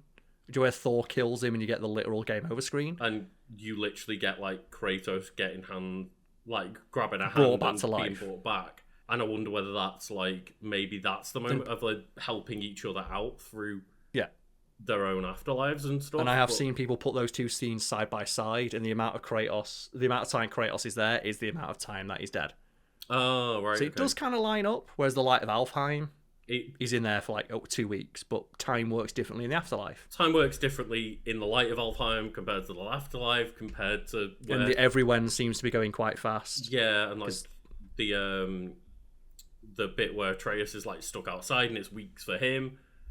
But it's moments for Kratos, same maybe for his wife. Or maybe not weeks for Atreus, but it's a longer time. It's mere moments to Kratos. I think Corey Barlog talks about where it was a couple of days. Right, yeah. But obviously he's got godly heritage, so he has near unlimited stamina. So a couple of days for Atreus is not the same way, Joe, like when Atreus goes to Asgard and you go through the portal and Kratos is just waiting. Mm-hmm.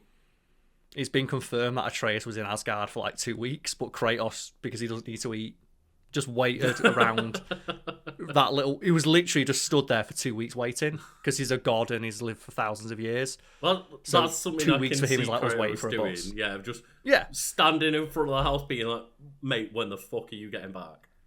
It's a fun thing, because there's multiple discussions throughout the game, because the timeline is kind of hazy. Mm-hmm. And Kratos directly acknowledges when he's asked by Atreus. I think it's either in the games or the novel. Right. The novelization of the game, where he's asked did you not notice that mother aged if you're a god?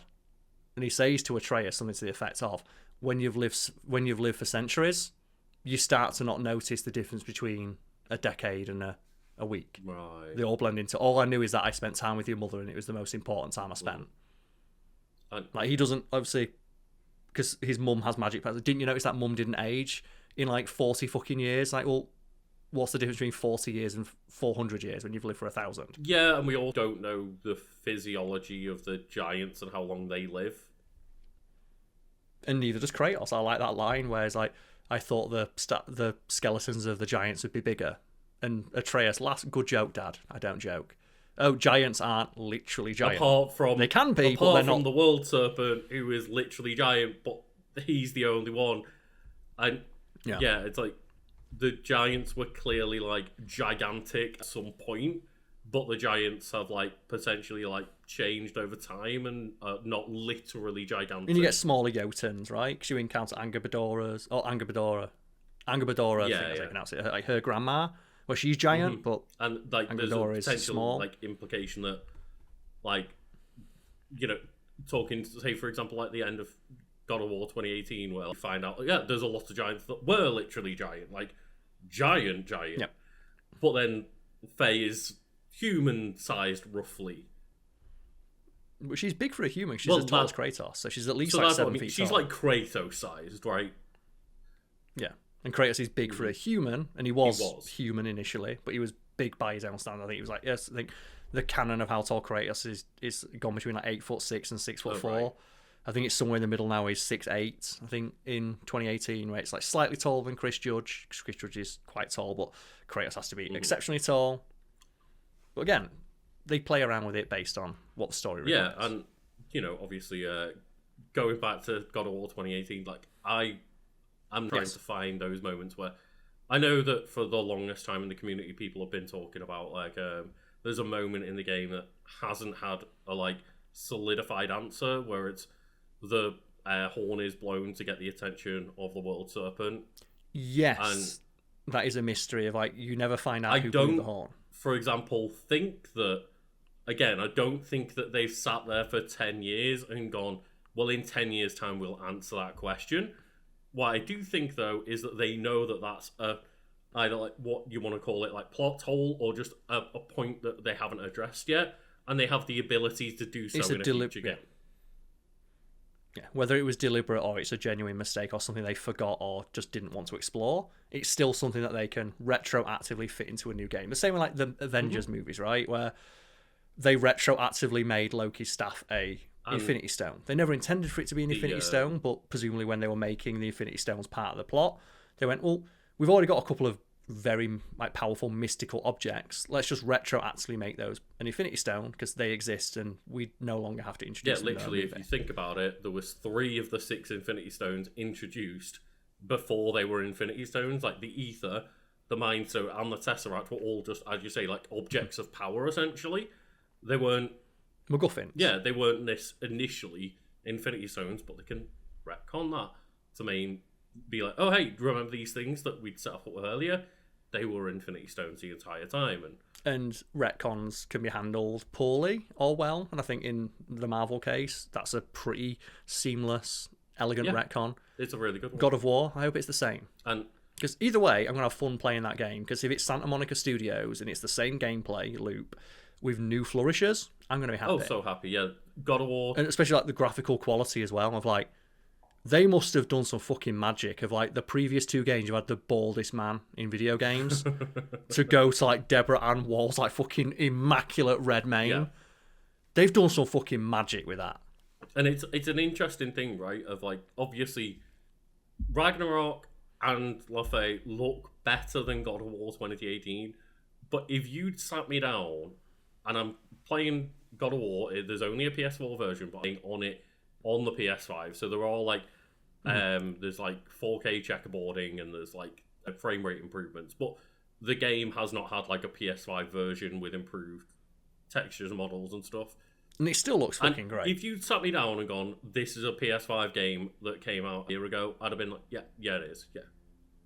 Like, I don't think that we've like gotten to a point where there's, you know, absolutely no returns on technical improvements. They can always be made, I'm sure.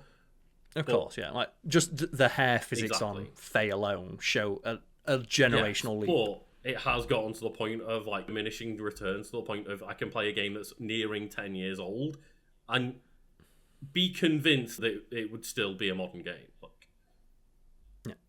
And even if it's not, as long as the gameplay is good. And at this point, as I said, Santa Monica have earned enough goodwill of God of War played great. You've given me a double jump. It is one interesting thing to talk about because I had a similar experience talking about, you know, going through gods and pantheons, playing Hades, where I played a bunch of Hades 2. I'm like, oh, it'll be fun to pop back into Hades 1 and see like how I've improved in that game. And I went back and went, oh, I am doing things muscle memory wise from Hades 2 like that weren't like gameplay wise there in Hades 1.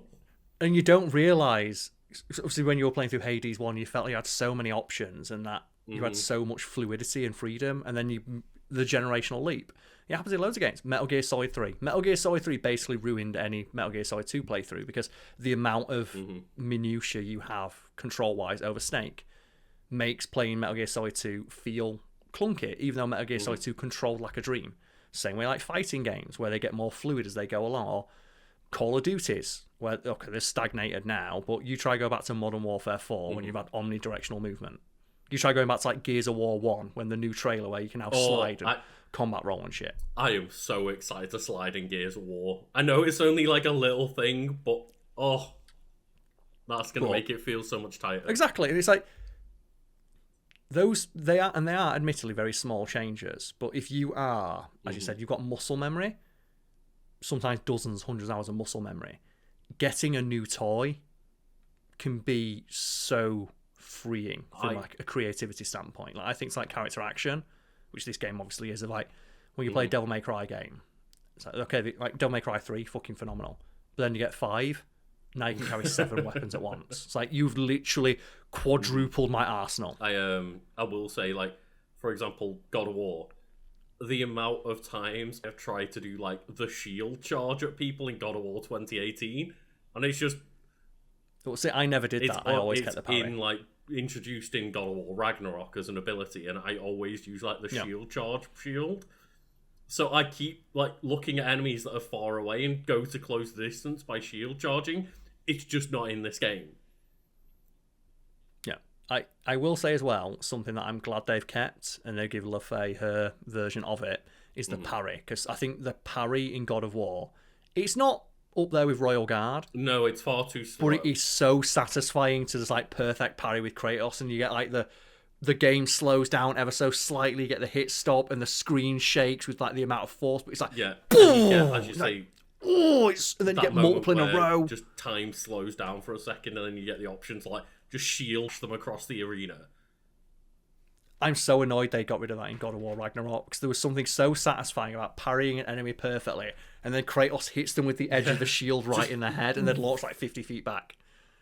But they give it to LaFay. They've combined Kratos' parry with Atreus's, because you didn't get to play as Atreus much in Ragnarok, but when you landed a perfect magical parry, and then you dive backwards, and you get like perfect headshot with his arrows, always felt really satisfying. And they've seemingly combined that with Faye, where she can do the Kratos style back parry to go for the big hit, or she can do the graceful dodge out of the way. And I feel that they're going to combine both elements and allow you to spec into either magic or sword. Potentially. That's my theory anyway. One of those things, or like maybe one of the complaints about a lot of games with skill trees and stuff is the games that let you essentially unlock everything and not have to make any role-playing decisions. You end up with the same character by the end of it, right? It's like most people playing God of War 2018 ended up with the Niflheim armor because it was just the best armor in the game. That's when I went on to New Game Plus. That's literally the armor I was in. It's like the fully upgraded Niflheim armor. But Ragnarok offered more freedom. It eventually still ended up with you can pick skills first, or something, and get. But you'll end up maxing out the skill with the ability to just infinitely gain XP in every single skill, upgraded to max, and there's no decision making in those God of War games. It's just eventually you will get to the point where there is a very. But I do like in Ragnarok where even though you can unlock every skill, there is some degree of fluidity in the build you can make, because, as you said, you had like the shield charge. I never used that because I much more preferred the parry. So I always built my build around the parry. And like getting the bonuses on parry, and I picked all of the skills and all of the runic attacks that were very fast to allow that fluidity in combat. But you can play as tanky Kratos. You can play as my dodge. build. Is like dodge everything. Go for a runic build that relies you on like dodging and shield charging a lot. Or if I was just like pissed off at an enemy, do the can't remember the move, but the one where you just grab them with the blades of chaos, pull yourself in, and just rinse and repeat, and just like continuously charge at one guy in a corner. That's, help me, just leave me alone. Yeah. So that's it. You ended up with like every Kratos probably had the same moveset, but the way people play Kratos is very different. I think they did a really good job of widening the builds, especially with how much. You have so much choice, and I hope they continue that with LaFay, because.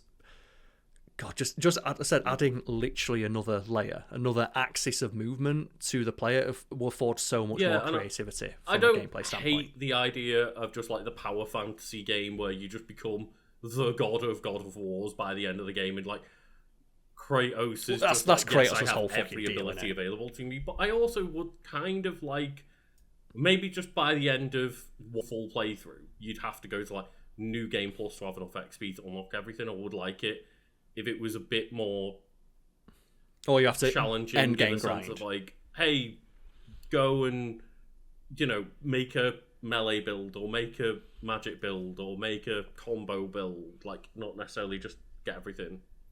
Or at the very least, I'd want the weapons that you can pick to offer lateral progression. I think it's something that's discussed in like game design is lateral progression, like horizontal. regular progression is the number goes up. So you get a new gun, he does more damage. Lateral progression would be you've got a new gun, it fires bullets sideways. Doesn't necessarily. You now have to adjust your play. It doesn't affect improvement. It's just something that is a sideways change of like you now play the game differently rather than just number go up. Yeah, because number go up is satisfying to an extent, but it's limiting. Whereas change, like I said, bullets go sideways, completely change. You literally have to play the game from another perspective. Kind of like how some people like that, some people games work, right? Of just finding builds in each new run of like, well, you're not going to get the option to have the same build in like a Hades every single time. The same perks are not going to be offered to you in every single run, but each. And you can obviously, if you want to, try and min-max into those, but the game is designed around each run is different, and you should lean into and adapt to the differences on the fly, and that's where your mastery of the systems comes into play. Sit there and soft reset your run until you get the exact perk that you want to start with, and then aim towards the right perks and stuff. But I think it's more interesting to go like, well, that run I had an X and Y build, and then this run I'm going to go for an A/B build. I said it's testing your mastery of the systems by offering you on the fly challenges to adapt to, and I would hope that'd be something that we'd see in God of War. I said lateral progression. Don't just give me a sword that does more damage. Give me a sword that now does poison damage, or a sword that does more damage when you're in the air. A sword that does more damage after landing a perfect parry. The same way like Kratos gets bonuses for certain actions to encourage different play styles. For a bit more of a balanced build, you can pick armors that have like lean into health and defense rather than like runic and cooldown and things like that, which we do know exists in the game series so far. Just I'm hoping they double down. And I guess we talk about Kratos being a badass. You mentioned the shitty man babies getting mad at Faye. It's like that clearly those thumbnails that you're alluding to are made by people who didn't play the game. They're just trying to engage in the culture war for money rather than doing what we're doing and literally just make content while people sleep. Like, they're making people angry and ruining their day. We're going to help people sleep at night. Things that we're looking forward to ourselves.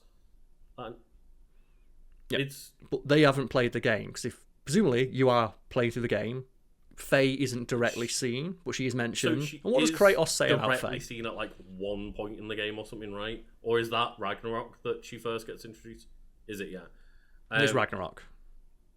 It's where like Deborah Ann Wall was established as the person who played her, but you see like paintings of Faye, and there's people who talk about Faye. And what do you know about Faye from what's said so far? Is like essentially the couple of things that we know is that she was a great warrior that wanted to do good. Literally the first thing Kratos says, right? She was a great warrior. Like you meet better than him, and he talks about like, hey, that's the axe that I made. Why the fuck have you got it? Is I gave it to a great warrior that wanted to help people, so therefore I made her the blade worthy of herself. And specifically the Leviathan axe was built as a weapon to rival Mjolnir.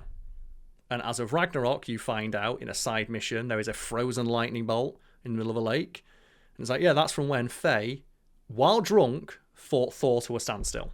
The same person who kills Kratos at the start of the game because he's not fighting to his full potential. In the first game, it introduced the idea that like Kratos met Faye and they got into a battle, a long-standing battle where they were trying to fight to the death.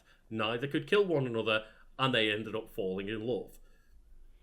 And in the novels, it's mentioned that Faye did beat Kratos. Because he was weakened by wolves. I think he got attacked by wolves.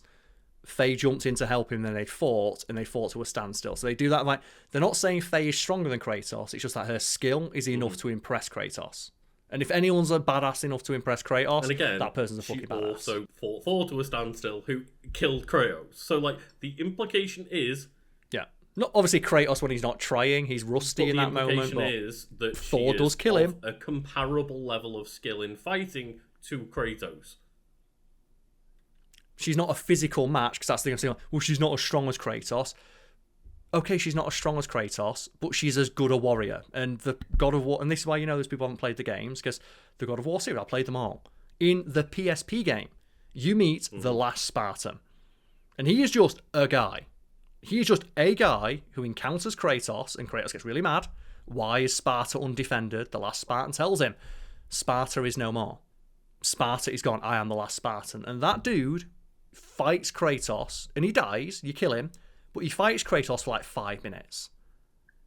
And he's just a guy. But he fights Kratos to a standstill for 5 minutes, and then he succumbs to his wounds, and Kratos wins. It is established that mortals can, if not best Kratos, hold their own against him. Faye has all sorts of magic bullshit going on. And also, of course, like a game revolving around her is going to evolve. Like, she's not going to be I can't remember the exact weak verbiage used around Faye and whether or not she is established as a god. However, she's in the Everwen, so she must have something going on. Is like we don't. Is it because she's the parent of a god now? Is it because she laid with Kratos? I don't exactly know because lingering magic. Pretty sure. Again, this is why I'm replaying the games, so I want to get any hints. Recollection of the facts. But as far as I can remember, she's never outright stated to be a god herself. If anything, Kratos actively dismisses that idea because when Atreus learns that he's a god, it's like, was Mother a god? She was mortal, but she knew of my nature. But then there's a bit where he's having the argument where you get like little baby pissy Atreus, and like says, "Oh, Mum wasn't a god." And it's like she was better. Yeah, I mean, obviously, Kratos, by that point in his story, he sees gods as monsters that will not answer your prayers, and they are not worthy of like the glory they think they are. He despises gods, including himself. That's a big part of his characterization. Whereas, like, and one of the reasons he respects Faye so much is, as far as he's aware, she's mortal and fights on par with the gods, including himself. And she uses her power to defend the weak, the innocent, those who can't defend themselves. Gets burned on this pyre, she ends up in the afterlife of the gods. So has she just earned her way there? Or maybe it's because she's the parent of a god. We don't know. Like via Atreus' unique lineage and parentage, she's not a god, but she's sired a demigod. And maybe that's a loophole that gets her into the afterlife. Speaking of said demigod, I thought in my head I was like over exaggerating how much I dislike God of War Atreus, like 2018 Atreus. He's such a little shit. Such a bellend. And I know why he is. His mum's just died. He's stuck with a bloody absolute shit father at the start of it that literally only talks to him when he needs like translation from him, essentially. Yeah, he treats him like a tool, essentially. And like at that alpha. That's part of Kratos' growth, of course, but we're referring like this is the view of Kratos you get as of 2018, and as of the part of the game I am in right now, where it's early on, and literally Atreus after that moment where Kratos gets stuck in the light of Alfheim, and Atreus... He's got a good reason to be pissed at Kratos after that, let's be fair. Pissed off, he's like, you disappeared, you abandoned me. It might have seemed like only moments for you, but I was out here fighting for my life, and then you come back out, and the only thing you've got to say is like, translate this next thing for me, boy. Yeah, he's like his shittiness is understandable, but it still doesn't stop it being shitty and annoying when you're playing through the game. That's the point. Like, it's that they both have to grow with each other. Yeah, and speaking of like not unresolved plot lines, but stuff that was addressed but then never really explored, the idea that we never got to see Atreus wield his mother's axe. Not yet. There's still plenty of opportunities for that, right? Because when Kratos goes into the light of Alfheim, he gives Atreus the axe. And he says, you will look after it, not use it.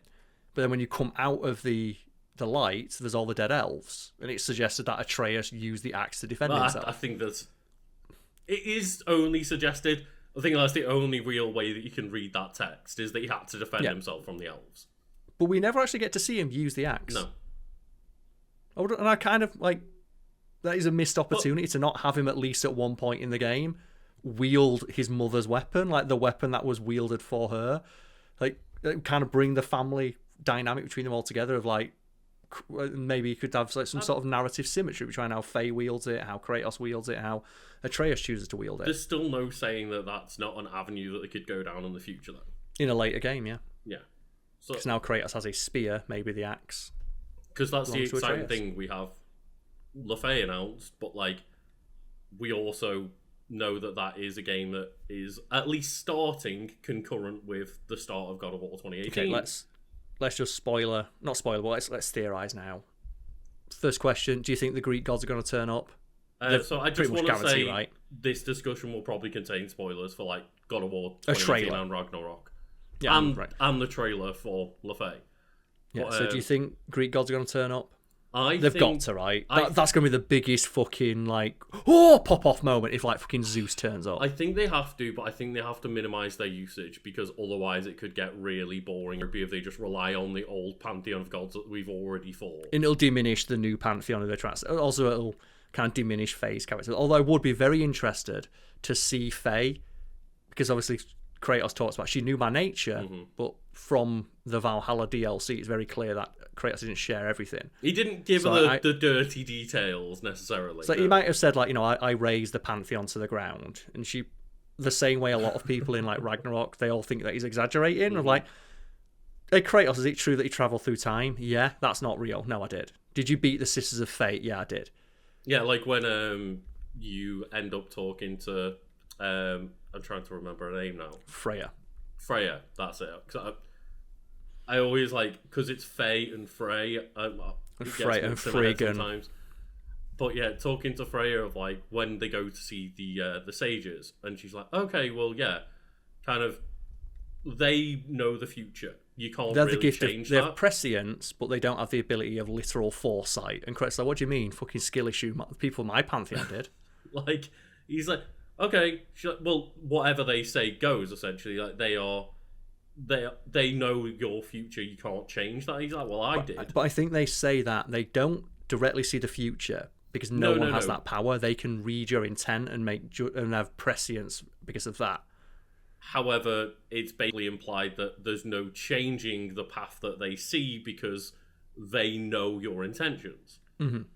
And they know the intention of everyone. But I think Freya specifically says they don't literally see the future because nobody has that power, to which Kratos responds like, they did in my pantheon, in my homeland. In my homeland, the Sisters of Fate literally foresaw fate and could travel through time.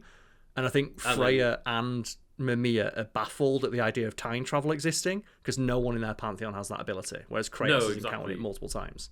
It's not only the fact that they can literally see the fates of people, but the fact that then Kratos decided, no, fuck that, and went and changed that fate. Yeah, so I would be interested to see Faye's reaction to that pantheon, but also have her view Kratos through the lens of the Greek pantheon, because they see him as a fucking monster. Like, imagine what Helios is going to say about a husband. It's like, you go into like a counselling group and it's just all the Greek pantheon. I'm like, oh yeah, I'm still not over what Kratos did. Yeah, he just chopped my head off to use it as a power-up. Yeah. So do you think the Greek pantheon's going to turn up? They have to turn up. I'm not sure in what capacity, but they kind of have to, because I feel like both, it's going to be a great pop-off moment. It's also going to be kind of fun to see Faye's reaction to what her husband did, because presumably she doesn't know the full extent. I think it would be an annoying use of their time to go through all the pantheon. I think it would be very interesting, though, if, say, for example, she met Athena.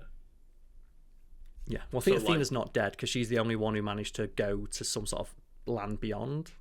Right, okay, yeah. Because she could talk, maybe they'll explore that. Since I played that trilogy. Because Athena shows up in 2018. So clearly, like, she's still around in some way, shape, or form.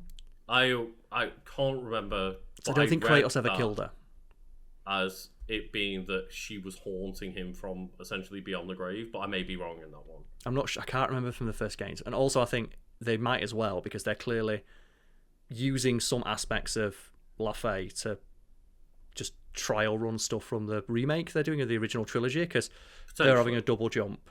They're going to translate that into Kratos. Also, we've got the Valhalla DLC where Greek enemies turn up. Also, Helios is in that. If they're remaking the original trilogy with the original Kratos, like TJ Carson's coming back, they're presumably also bringing back all of the Greek pantheon. They're going to have them in the studio, and they're going to have the models for their characters somewhere in development. Yeah. It makes sense to use them. Would just be really annoyed if that becomes a pivotal part of the game. No. I don't want it to become the entire... I really would... I do think they're going to turn up. I would like it if they turned up. If it's more than one small section, like an hour of the game, I would not be happy with that. I'm not... No, but I'm not really Especially okay knowing with that them they're leading remaking on that entire trilogy, and I'm going to spend 3 fucking games in that pantheon. I want to see the cool new pantheon. Exactly. I want to see new things. I don't want to just retread old steps. That's the other one as well. Okay, so the other question is Faye going to escape? Is she going to escape and come back to the real world, or is she going to escape and go to the afterlife alongside the other giants? I would prefer it if it was that she escapes to her afterlife rather than this one of like the everyone. But I think it would be a bit of a cop out for Kratos and Atreus to go through all that development for her to just be like, I'm back. But at the same time, I think it would be a fucking incredible sequel hook if Kratos just got a glimpse that his wife is out there. Because if there was even the slightest hint, because we interacted with the Chinese pantheon and the Egyptian pantheon, if Kratos found out that, hey, my wife is in the afterlife full of Egyptian shit, he'd be there in 5 minutes. And he would tear that place to the ground to find anything that'd let him get back to his wife. Mm-hmm. And that's the point, right? Unlike his other family, they're gone forever. And we know they're gone forever. And that's because he destroyed Elysium. Upsetting thing is, like, maybe you could bump into, like, an Ares who explains, like, did Kratos ever tell you about his first wife? Like, no. Why? Oh, and they could introduce... Oh, so you're thinking they might introduce some stuff that could potentially sour Faye's opinion of Kratos? Well, there's many things that Kratos did in those first 3 games that could potentially sour their relationship, right? Or sour her opinion of Kratos. Yeah, like, did he ever tell you what he did to his first wife and son? Or his first wife and child? Yeah. But like, that's the thing of, like, speaking of his wife, and we know his daughter's definitely gone, because Elysium is gone. Mm-hmm. Like, he had to destroy all the Pantheon. He released Hope, but Elysium, the fields, is gone. So his daughter is, wherever she is, she's gone and can never be reached. His wife died, and he's got no fucking clue where she went. Mm-hmm. His son's still alive, obviously, but if there's any hint that Faye's out there, he's going to raise whatever he needs to the ground to get her back. He doesn't have a son, right? Well, other than Atreus. Oh, yeah. I thought you meant like a Greek son. No, but he knows, like, Deimos is gone, because Deimos was killed. Mm-hmm. So I haven't played Chains of Olympus or game, Ghost of Sparta, but I'm aware that, like, his daughter was part of the story of one of those. Yeah. Like, it's the Fields of Elysium, but the Fields of Elysium are gone because the Greek pantheon was destroyed. Well, who could have done that? So his daughter is gone. It's like, it would be interesting. I know it's not going to happen, but it'd be interesting to, like, see Faye meet his first wife, and she's like, "Oh, dude, I've got some shit to tell you about Kratos." Do you ever tell you why he was white? Did you know that's my ashes? The thing, though, is I can imagine, obviously, presumably the game's not going to end this way because it's too cliche. But if they had if Kratos sees Faye, that moment of because realistically, if Kratos knew that she was in this afterlife, that door that she sees that's not open would be torn open. The second one, and Kratos would jump in and like, where the fuck's my wife? And that's another interesting thing that I decided to explore in that Faye game is like the implication that she got into a realm that's closed off. Yes, and also that it's there. But which again, I have enjoyed those. We don't know. We don't know. We're theorising, and all we can do is speculate on what we've seen so far. And the only thing that I'm going to hazard a guess at being important, because it literally plays a part in the trailer, is the masks. Because there's something about when Faye sees that one of the characters is wearing a mask, and she notices that and says something's wrong. Yeah. My theory is that, the mask that Odin had, that's not the only mask. That other masks exist in other pantheons. Another mask, like, questioning it, and like, oh no, that means that, like, because she essentially was okay with dying because she thought she was in the afterlife. She thought she'd helped essentially guide them through a path to safety.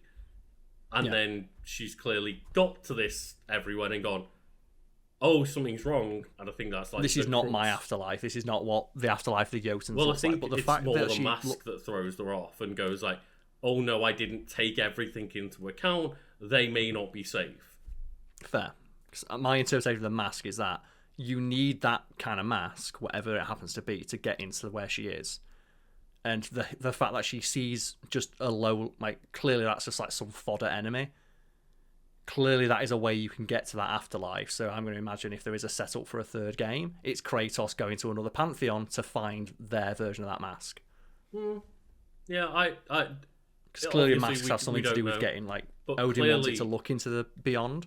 Clearly and that can't be the only one if other pantheons exist.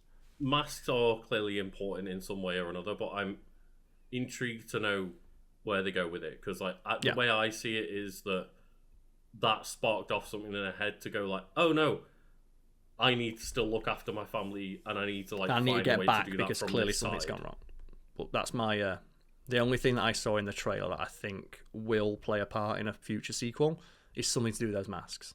And Well, I wonder whether it's something to do with Ragnarok, because obviously it could be that she's trying to find a way to help them go through the events of Ragnarok, where they're literally being torn apart by Odin, and they have, you know, moments where like you literally die against the fighting Thor. Like, you are in danger. There's a potential of there's danger them... she did not foresee, because like she foresees the journey, but Kratos kind of breaks fate, as is his nature. Well, she foresees the journey to spreading her ashes, right? Mm-hmm. And we don't know how much of Ragnarok's journey she foresaw. So, like, the implication, at least in my head, is that maybe you're going through the new game concurrently Perhaps. to, like, Ragnarok to try and save them from something bad happening in Ragnarok. But it's curious. Like, that mask is definitely going to be something. I think in Kratos' reality, in Midgard, maybe not in Midgard, but elsewhere in another pantheon, they'll have another one of those masks. And they exist in each pantheon, and it allows each pantheon to view what comes beyond. And Kratos will find out about that, and he'll be like, okay, where's the nearest one? And that'll be the setup for the next game of... Oh shit, there's one left in Greece. I didn't take that into account. Well, no. Maybe that's what it'll be. And I feel that that'll be the setup for the third God of War game of Kratos realising there is a mask out there, and that'll be the introduction for the new pantheon of just pick and choose where you want him to go. Who has one of those masks, he's going to go get it. It's interesting though, because like I think one thing to discuss, right, is like, how do you go back to the idea of introducing a new pantheon when they're raising the stakes to the potential level of all pantheons? But they're only pantheons that have died.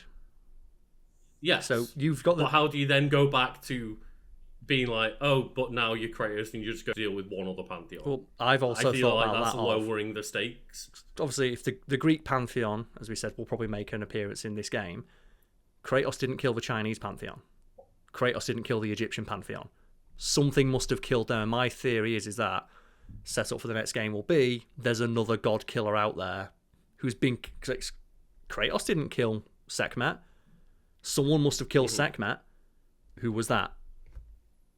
I'm going to guess there's another god killer out there that's going to challenge Kratos, and they'll very explicitly like the two gods that we've seen introduced so far are both gods of war. Both gods of war, yes. So I wonder if there's someone that maybe specifically is going around and killing gods of war, maybe. And then obviously if they're killing the gods of war, they're probably going to kill all the members of the pantheon. But yeah, like someone killed Sekhmet. Well, could potentially what fucking badass killed her? Who maybe we've like not encountered a warrior that is trying to end all war. Maybe they're just trying to get rid of all gods of war, and guess who's a god of war? Kratos. But like I say, that's a breadcrumb that's been put out. We talked earlier about breadcrumbs. That's one potential avenue they could pursue. Alternately, it could just be that, hey, those pantheons just were no longer worshipped. And in Egypt, they moved past worshipping the gods, and the gods died due to lack of belief. Maybe that's the angle we'll take. But Kratos was still believed in, because at the end of Ragnarok, you have him look at the final picture his wife painted. It's him being worshipped as the god of peace. So maybe Kratos becomes the final god, because he's the only one who's still worshipped. We don't know. Yeah, we don't, and it'll be really interesting. It's a world that... It's too rich not to explore more, right? When you've got literally all of mythology to explore. Like, I'm enraptured by God of War from, like, 2018 and Ragnarok. I liked playing through God of War 1 to 3. I didn't play the PSP games. I wasn't that invested in them. That's, like, the fun gameplay and the cool spectacle, but, like, the world building of the newer part of the series is, like, made me so on board for exploring this world and these characters and like the different pantheons and stuff, because I don't know, I just feel like they I think vastly improved the level of writing. Yes, in the world, and I hope that with the release of the remaster, something I'm really hoping for is they give a bit more nuance to Kratos' portrayal, because TJ, what's his last name now? Carlson. Like, he's now older as a man, and there's a really great interview with him and Chris Judge. They do a panel for, it was for like the 20th anniversary of God of War, where he gets asked of like, your portrayal of Kratos is very different. And he talks about how, at the time, I actually found it very therapeutic.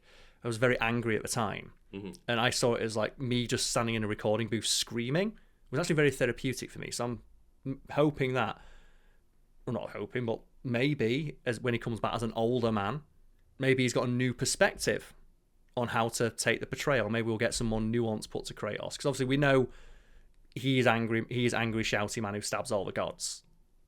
But if you're going to remaster the game, maybe take a time to explore more of Kratos' character. Now we know he is a character with depth. I think that's clearly as well something that must be more explored in the PSP. You get to meet his brother. And there were a lot of die-hard fans of the original God of War, like 6 games, or maybe not Ascension, I don't know if anyone's of Ascension, but the first 5 that really, really don't like the idea that Kratos was just a shouty man. That it's the view you get of him through when you view through the lens of what pop culture made Kratos. He is angry, shouty man who fights gods, but there's depth to his character, and so they're explored in those PSP games where, like, for example, you have him like looking for his brother. You have like him meeting the last Spartan, and you realize like he's essentially the last. He's Vegeta essentially. He's the last member of his entire fucking like city, his homeland. He no longer has anyone he can relate to because there's no Spartans left. Until then, like a few games later, where they introduce 5 more Spartans, they're all Super Spartans now. Like, what does Super Spartan 3 look like, Karl? But yeah, it's like, so I'd love to see that explored more or folded into his characterization, especially because it would make, if you've got 2018 Kratos juxtaposed next to God of War 3 Kratos, there's obviously, you could say between those 2 games, there was literally hundreds of years of growth that Kratos had when he was roaming the lands on his own, like seeking solace and solitude. It's a pretty big jump, though. Yeah, it is. And, you know, obviously, if you're aware of, like, the novelizations and stuff, like, there is a lot of bits between those Kratos goes stories, to Egypt for a little bit. Grow a lot. Yeah, and he ends up like fighting this giant monster. He kills like some and, like, not being able to escape his own fate. He kills some like giant hippo god, but then he leaves Egypt because he's worried about destabilizing another pantheon. It's essentially a mini story of like Kratos trying to escape the Blades of Chaos, and Athena and the Blades basically taunting him into his inevitable fate of going rage mode. And he finds himself in Egypt, a local village, asking for help because they're being beset by a giant monster, and he helps, but by killing the monster he angers the gods of that pantheon, and he worries about, would I even though my intention was to help, would I, via helping, destabilize and ruin another part of the world? So that's where he goes to Midgard, which is the loneliest place. Well, and then in another novelization where he's in Midgard, you see him trying to go out into like the woods every single day to basically. And that's why Atreus alludes to the fact that Dad was always out hunting. He wasn't out hunting; he was out in the woods, and he was he said controlling his rage because he didn't want to pass that on to his son. But ultimately, the end of that book is that every single time he's gone out to try and quell his rage, he has failed, and he ends up killing a bunch of like these like beastmen in Midgard and trolls and stuff, and like he's going out there every day to be like, no, I can control my rage, and ultimately every single time he can't. At the beginning of 2018, that's really representative of his growth that you see in those novels, but he's inferred otherwise, where Balder punches him in the face and Kratos just says, leave. It's like he's doing his best to not activate that Spartan rage again when he's in that fight with Balder, but he mentions, why is there 2 beds in there? And then the rage comes out because he needs to protect. And that's when, like, kind of his growth over the series is like where he says to Atreus, right, of like, anger can be a weapon if it's aimed in the right direction, but it can overwhelm you. And that's why when Atreus does like his little baby Spartan rage, he's overwhelmed and nearly kills himself. because he doesn't know how to focus his rage or his godly might into something that helps. And it's one of those things of just, I think even that like 5-minute little summation shows like how interesting the Kratos He's is so much as more a interesting character. with the growth and It's just knowledge you have of 2018. Because as I said, people argue Kratos in like the original God of War trilogy is a character with depth, but he's very unlikable. He's really easy to dislike, even though he does have a reason to be the character that he is. 2018 really does a good job of making you understand him more. It makes him more empathetic. But as far as I have played through so far, apart from it being like, oh, it's really cool to like do Spartan Rage and punch, it's like, no, he is just an asshole still. Like, he's really unlikable. Like, as I say, he's treating Atreus like a literal tool, and it's really frustrating to know how like far he comes in Ragnarok. So you're playing with new perspective, right? You know, like, you're presumably in your head thinking like in Ragnarok, where he's joking with Atreus, and like they're having like father-son moments, and Mimir is calling him brother, and he's telling stories, and he's regaling them with information about his homeland, and he's sharing more about himself.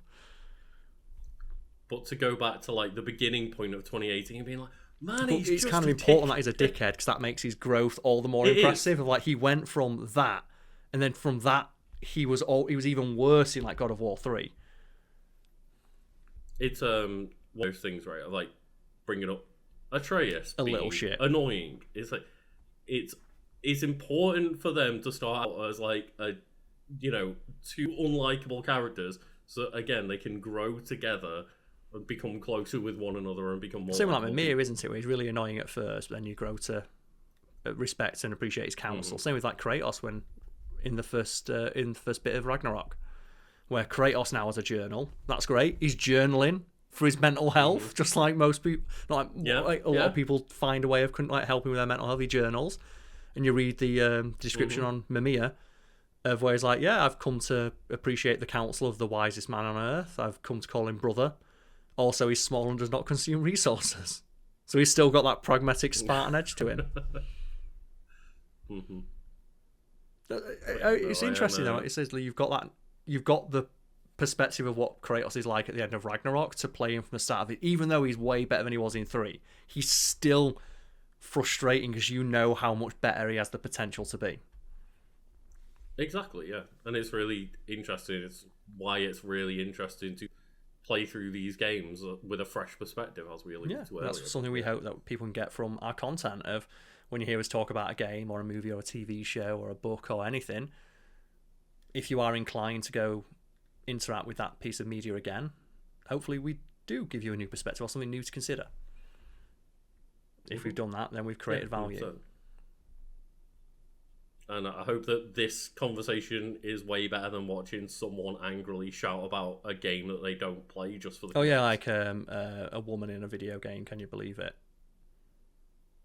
Can you imagine playing? Can you imagine of all things, the God of War series, thinking insulting someone's wife is a good idea, when literally the entire series began because someone killed Kratos' wife? Admittedly, it was Kratos who killed Kratos' wife, but the entire series hinges on the fact that Kratos fucking loves his wife. Yeah, like he was tricked into killing his wife and daughter, and then the rage from that moment took down Greece. All but of literally Greece. The entire series hinges on the fact that Kratos loves his wife so much he tore Greece to the ground with his bare hands. And people are seeing that and seeing his wife in the lead of a new game, which if Kratos existed and he saw like, fuck yeah, my hot wife is getting a video game. And it was like, it's shit. It's like they're not fans of a game. And it's not everyone. It's people who aren't fans of the game, and it's a vocal minority of that want to culture war shit online. stirrers who have no interest in playing games. They have an interest in exploiting disenfranchised men's anger, which is ironic, because if they played through God of War 2018 and Ragnarok and Valhalla, maybe they would have a great role model in Kratos. So they talk about, oh, I love these games, it's diminishing to Kratos' legacy. If they actually played the games, they would see that, hey, Kratos was also an angry man without direction. But look how he channeled that. Look how he made himself better by realising that his love for his wife and his son was not a weakness, it was a strength. Imagine if you had friends. as we've talked about earlier, like that Valhalla DLC was It's essentially therapy. Kratos goes to therapy. It Yeah. therapizes through combat, but the same way you can therapize through physical activity. Obviously, it wouldn't be as fun a God of War game to play through if it's like, here's a roguelike mode where all you do is like watch a cutscene. I would have fucking loved it though if it was a Telltale, like Life is Strange with Kratos. You know what? It'd have been interesting at the very least, but you know, weirdos would have complained about it. It's like, I'll play God of War games to rip hydras about with my bare hands. But remember why Kratos is ripping apart the hydra with his bare hands? It's because he loves his wife. He loves her so much that he doesn't know how to deal when she's gone. One of those, I'm not going to name them because I don't do internet drama shit. Can't be arsed. The thing is, keep it vague enough and it's going to refer to all of them, right? I did see one clip of one of them talking about like, oh, is it the one who doesn't wash or the one who doesn't shower? All of them. All of the above.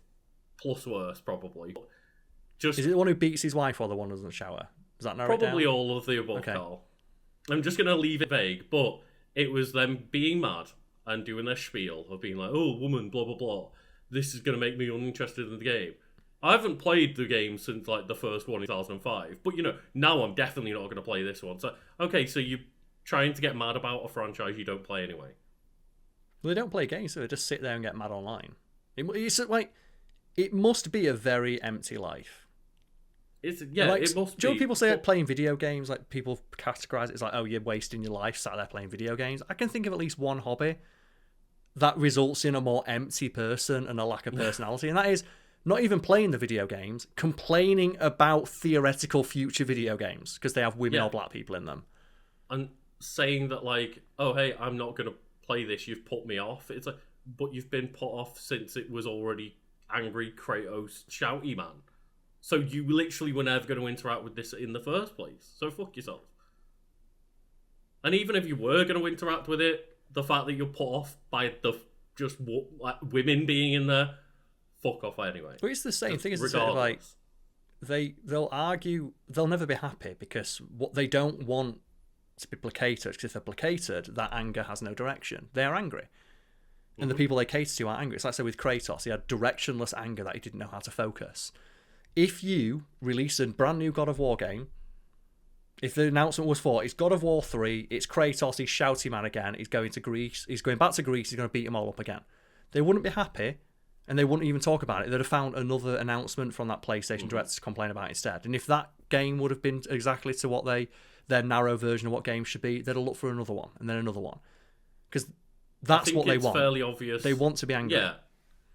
It's obvious that from our discussion, Karl and I are both big fans of the God of War franchise.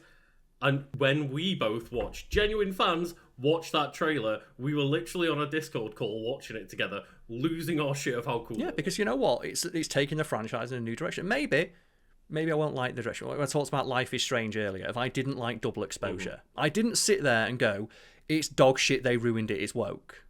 Because I couldn't say that, but I didn't and use that rhetoric. I just said I disagree with the direction they took, but I'm going to give the second game another chance because I'm still a fan of the franchise and my fandom. Like obviously you don't always have to give something another chance, but I like the game enough to give it a chance, and I feel that's a healthier way to approach it. But yeah, those guys, and they're always guys, that they don't want Kratos to be the main character. They want to be angry.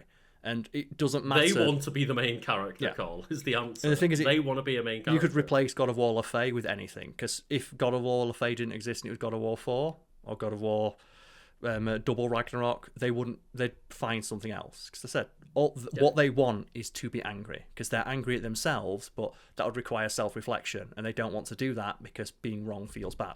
They'd much rather aim that anger outwards and have someone tell them and focus it. And I say it is sad, and I would feel bad for those people if they weren't such fucking assholes about it. It's like if they weren't such unfuckable losers in every aspect of their existence, I'd feel sorry for them. But I'd rather use my empathy on people who deserve it. Exactly. Like queer folk who are given shit for just existing. They're more deserving of my empathy than some angry dude. And that angry dude should find a way to channel his anger. But the fact that he expresses that anger in a way that makes other people feel unwelcome means that my desire to help them or offer them any empathy goes down compared to the people who don't do that. Yeah, and anyone with empathy is welcome here. And yeah, I know we've gone off on a bit of a tangent there, but we get frustrated by it, and also, hate to see that shit. Similar to the conversation I had earlier about the bi erasure thing. I don't want to ever be, even inadvertently, saying something that upsets people. Mm-hmm.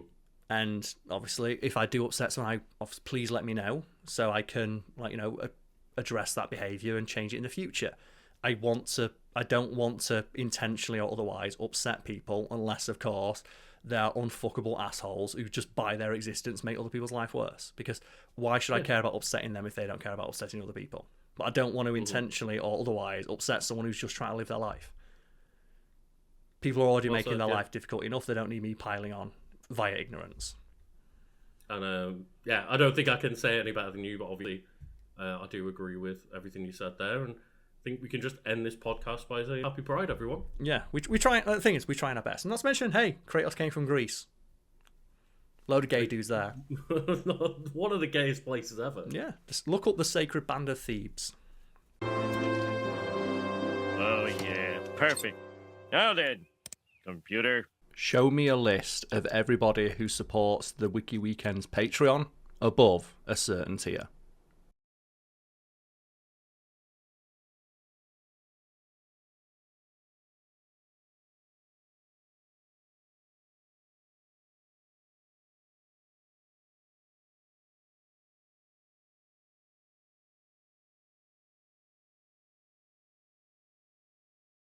Oh, $5,000 for a computer and it can't handle a simple assignment. So thank you for watching what I hope was a video you found informative, educational, or interesting. I'm Karl, this is Lucas, we're from the past. I mean, yeah, but what do you mean hope, Karl? Because come on. True. Have some faith.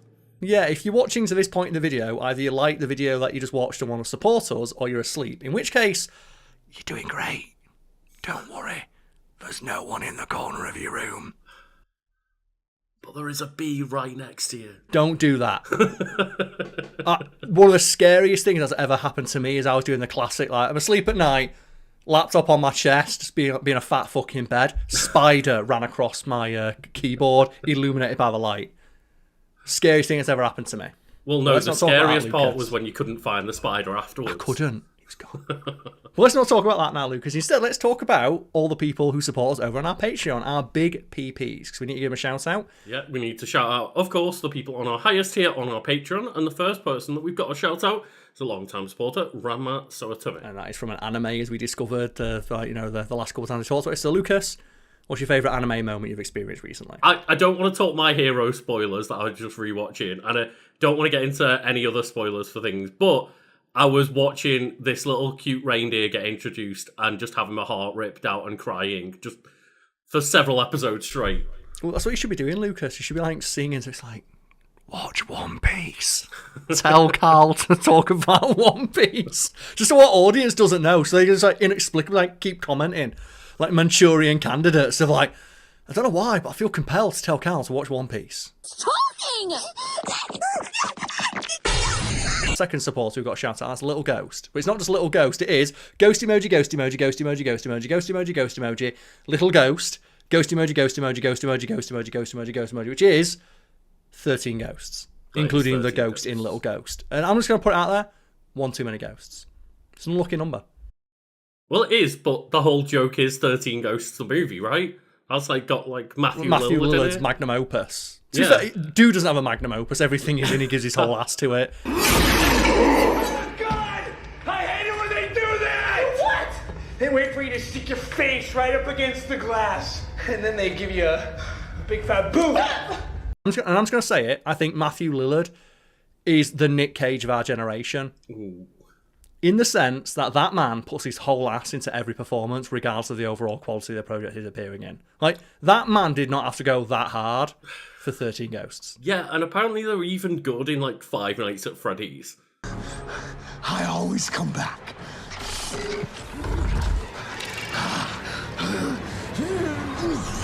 And the next person that we have to shout out is maybe not even a person, Karl. Because going for his first blow, B strikes. Whiff. His first strike misses its target, along with his second and even his third. And that is all one name, and all I can picture is that's like when like this is B of Awesome. They've been a long time supporter, and they keep just like fucking with us with their name, which we wholeheartedly support. That's like when you're driving in your car and a fucking bee comes in, right? And you're like, whoa, whoa, whoa. Nothing scarier. There's nothing scarier when you're driving a car and a bee comes in. There's a bee in the car! Ah! But moving swiftly on, the next person to shout out is another long-time supporter. I'm starting to notice a trend. Rosalindis Memphis. Thank you very much for your support. I don't know how much you appreciate me continually trying to find different covers of Walking in Memphis by Mark Cohen, but I'm going to continue with that trend until I'm told otherwise. Because one day I expected to have just no support from that person. It's like they finally got sick of it. Yeah, that's the thing, right? It's like all we can assume at this point is that they're okay with it. Do I really feel the way I feel? They either like it or are completely indifferent to it. Either way, I want to keep doing it until told otherwise. But thank you very much for your support. It's very much appreciated. It always does give me that warm, fuzzy feeling inside to see the same name each time we do these. We must be doing a good job, right? If like people are giving us like ongoing long-term support. One would hope so. I think at this point, with some of the people who support us on Patreon, I've been in longer relationships with those and some of my exes. So well done. But speaking of a gag that seemingly this person's not getting tired of, we've got a shout out to the Kui Horchata, who keeps making us speak in a language neither of us can speak and has not stopped supporting us just yet. So maybe it's that they don't know how. Maybe like on like Patreon in English, they don't know how to unsubscribe. But yeah, it's this time it is Tinakui Horchata. I didn't even practice saying this beforehand. Axnita Leone, Nikpia Miak, Tekito, Nimomachia, Kaweo, Sampampa, Zimboteki Pachao, Nonekas Neopatok. Fucking flawless, mate. First time. Let's go. Perfect. The best bit as well, sure. I bet if you pop that into Duolingo, it would be perfect. Duolingo's run by AI now. Just the owl of shame is like, no, actually, it was fine. Better than we can do it. So it doesn't know the difference. And I do appreciate Tinachi Horchata's support because every month I learn something new. And that new thing I learn is how embarrassed I can be. Yeah, it's very true. We always think there's like a limit to how embarrassed you can be. And then we go do one of these shouts. It's like, oh, you can go further beyond. I did try, and you put me on shame cam, so I appreciate that you're not shame camming me anymore, because that made me just stop for a while. You know what? Maybe the shame cam will return. No. But I feel like I've kind of had it easy this month, because the next person to shout out is Lirio. Yeah, I've gotten all the long ones this time. Okay, I just went Pokemon, because I was thinking of Litleo. Litleo, the lion cub Pokemon. And you are correct, Lucas. Lirio does sound sort of like a Pokemon name, but a cute Pokemon. Like Litleo, little cat. Yeah. So what do you think is the cutest sounding Pokemon name? Okay, so maybe not the cutest, but off the top of my head, my mind went to Piplup. Do you want to tell that story of the time we got fucking annihilated on Bridge of Eldin by a Piplup? Yeah, so... Core memory for me and Lucas. Lucas. People don't know, in Super Smash Bros, like, you can use a Pokeball item, and one of the Pokemon in there is Piplup. And Piplup just has, like, a simple gimmick of just rides on a little wave, and the wave can, like, basically, like, grab you in and run you off the edge. However, someone used it on us on Bridge of Eldin, which is a completely flat stage with a walk-off. Really, really long. So all that happened was they threw Piplup out, which managed to catch all of the rest of the people playing. But it was right at the left-hand side of the screen. So we got dragged for like 8 seconds. Along the edge, just screaming, no Piplup. And it's a core memory for me, because we were getting really drunk in your house. And all I remember is just Luke's at the top of the screen, Piplup, no! It's got carried to our death. Also reminds me of like another core memory of mine, which is when we got, again, really drunk playing Smash Bros. And put it into German. And just started picking all the characters. Like, so like, what's the cutest Pokemon name? I'll tell you what's the opposite of cute. Is German Jigglypuff of like, Pummeluff! Pummeluff. Pummeluff sounds like it'd want your fucking ass. Like, Pummeluff! I'm not messing with that bastard. But speaking of someone to mess with, we've got another bee, Karl. Bees are back. 2 bees fighting, that'd be terrifying.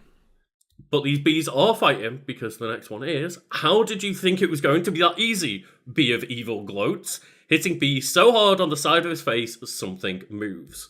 And I do wonder if this person, or team of people, or cloud of sentient bees supports us for long enough, will we eventually have an entire story told at the end of our videos that people get for? Do you like MCU post-credit sequences that you can like add together to create like, you know, a mini story? Eventually, we're going to be able to add in all of the different. It's going to be like the B cut, right? Yeah. Just going to have the B cut, and we can put these all together. Lucas Tell B-rolls the story. right there. Come on. Oh, fuck. Wiki Weekends B-roll! Yes! So thank you to Be of Evil, Be of Awesome, all of our long-term supporters, and the new supporters we've had this month. If you'd also like to support us, you can do so over on our Patreon, found link below. But otherwise, you've watched the video to this point, it means you've watched the entire thing. Hell yeah. That still helps. Well done, you. This is when I like leave it blank for like 10 seconds, put a bit at the end, put a B. B.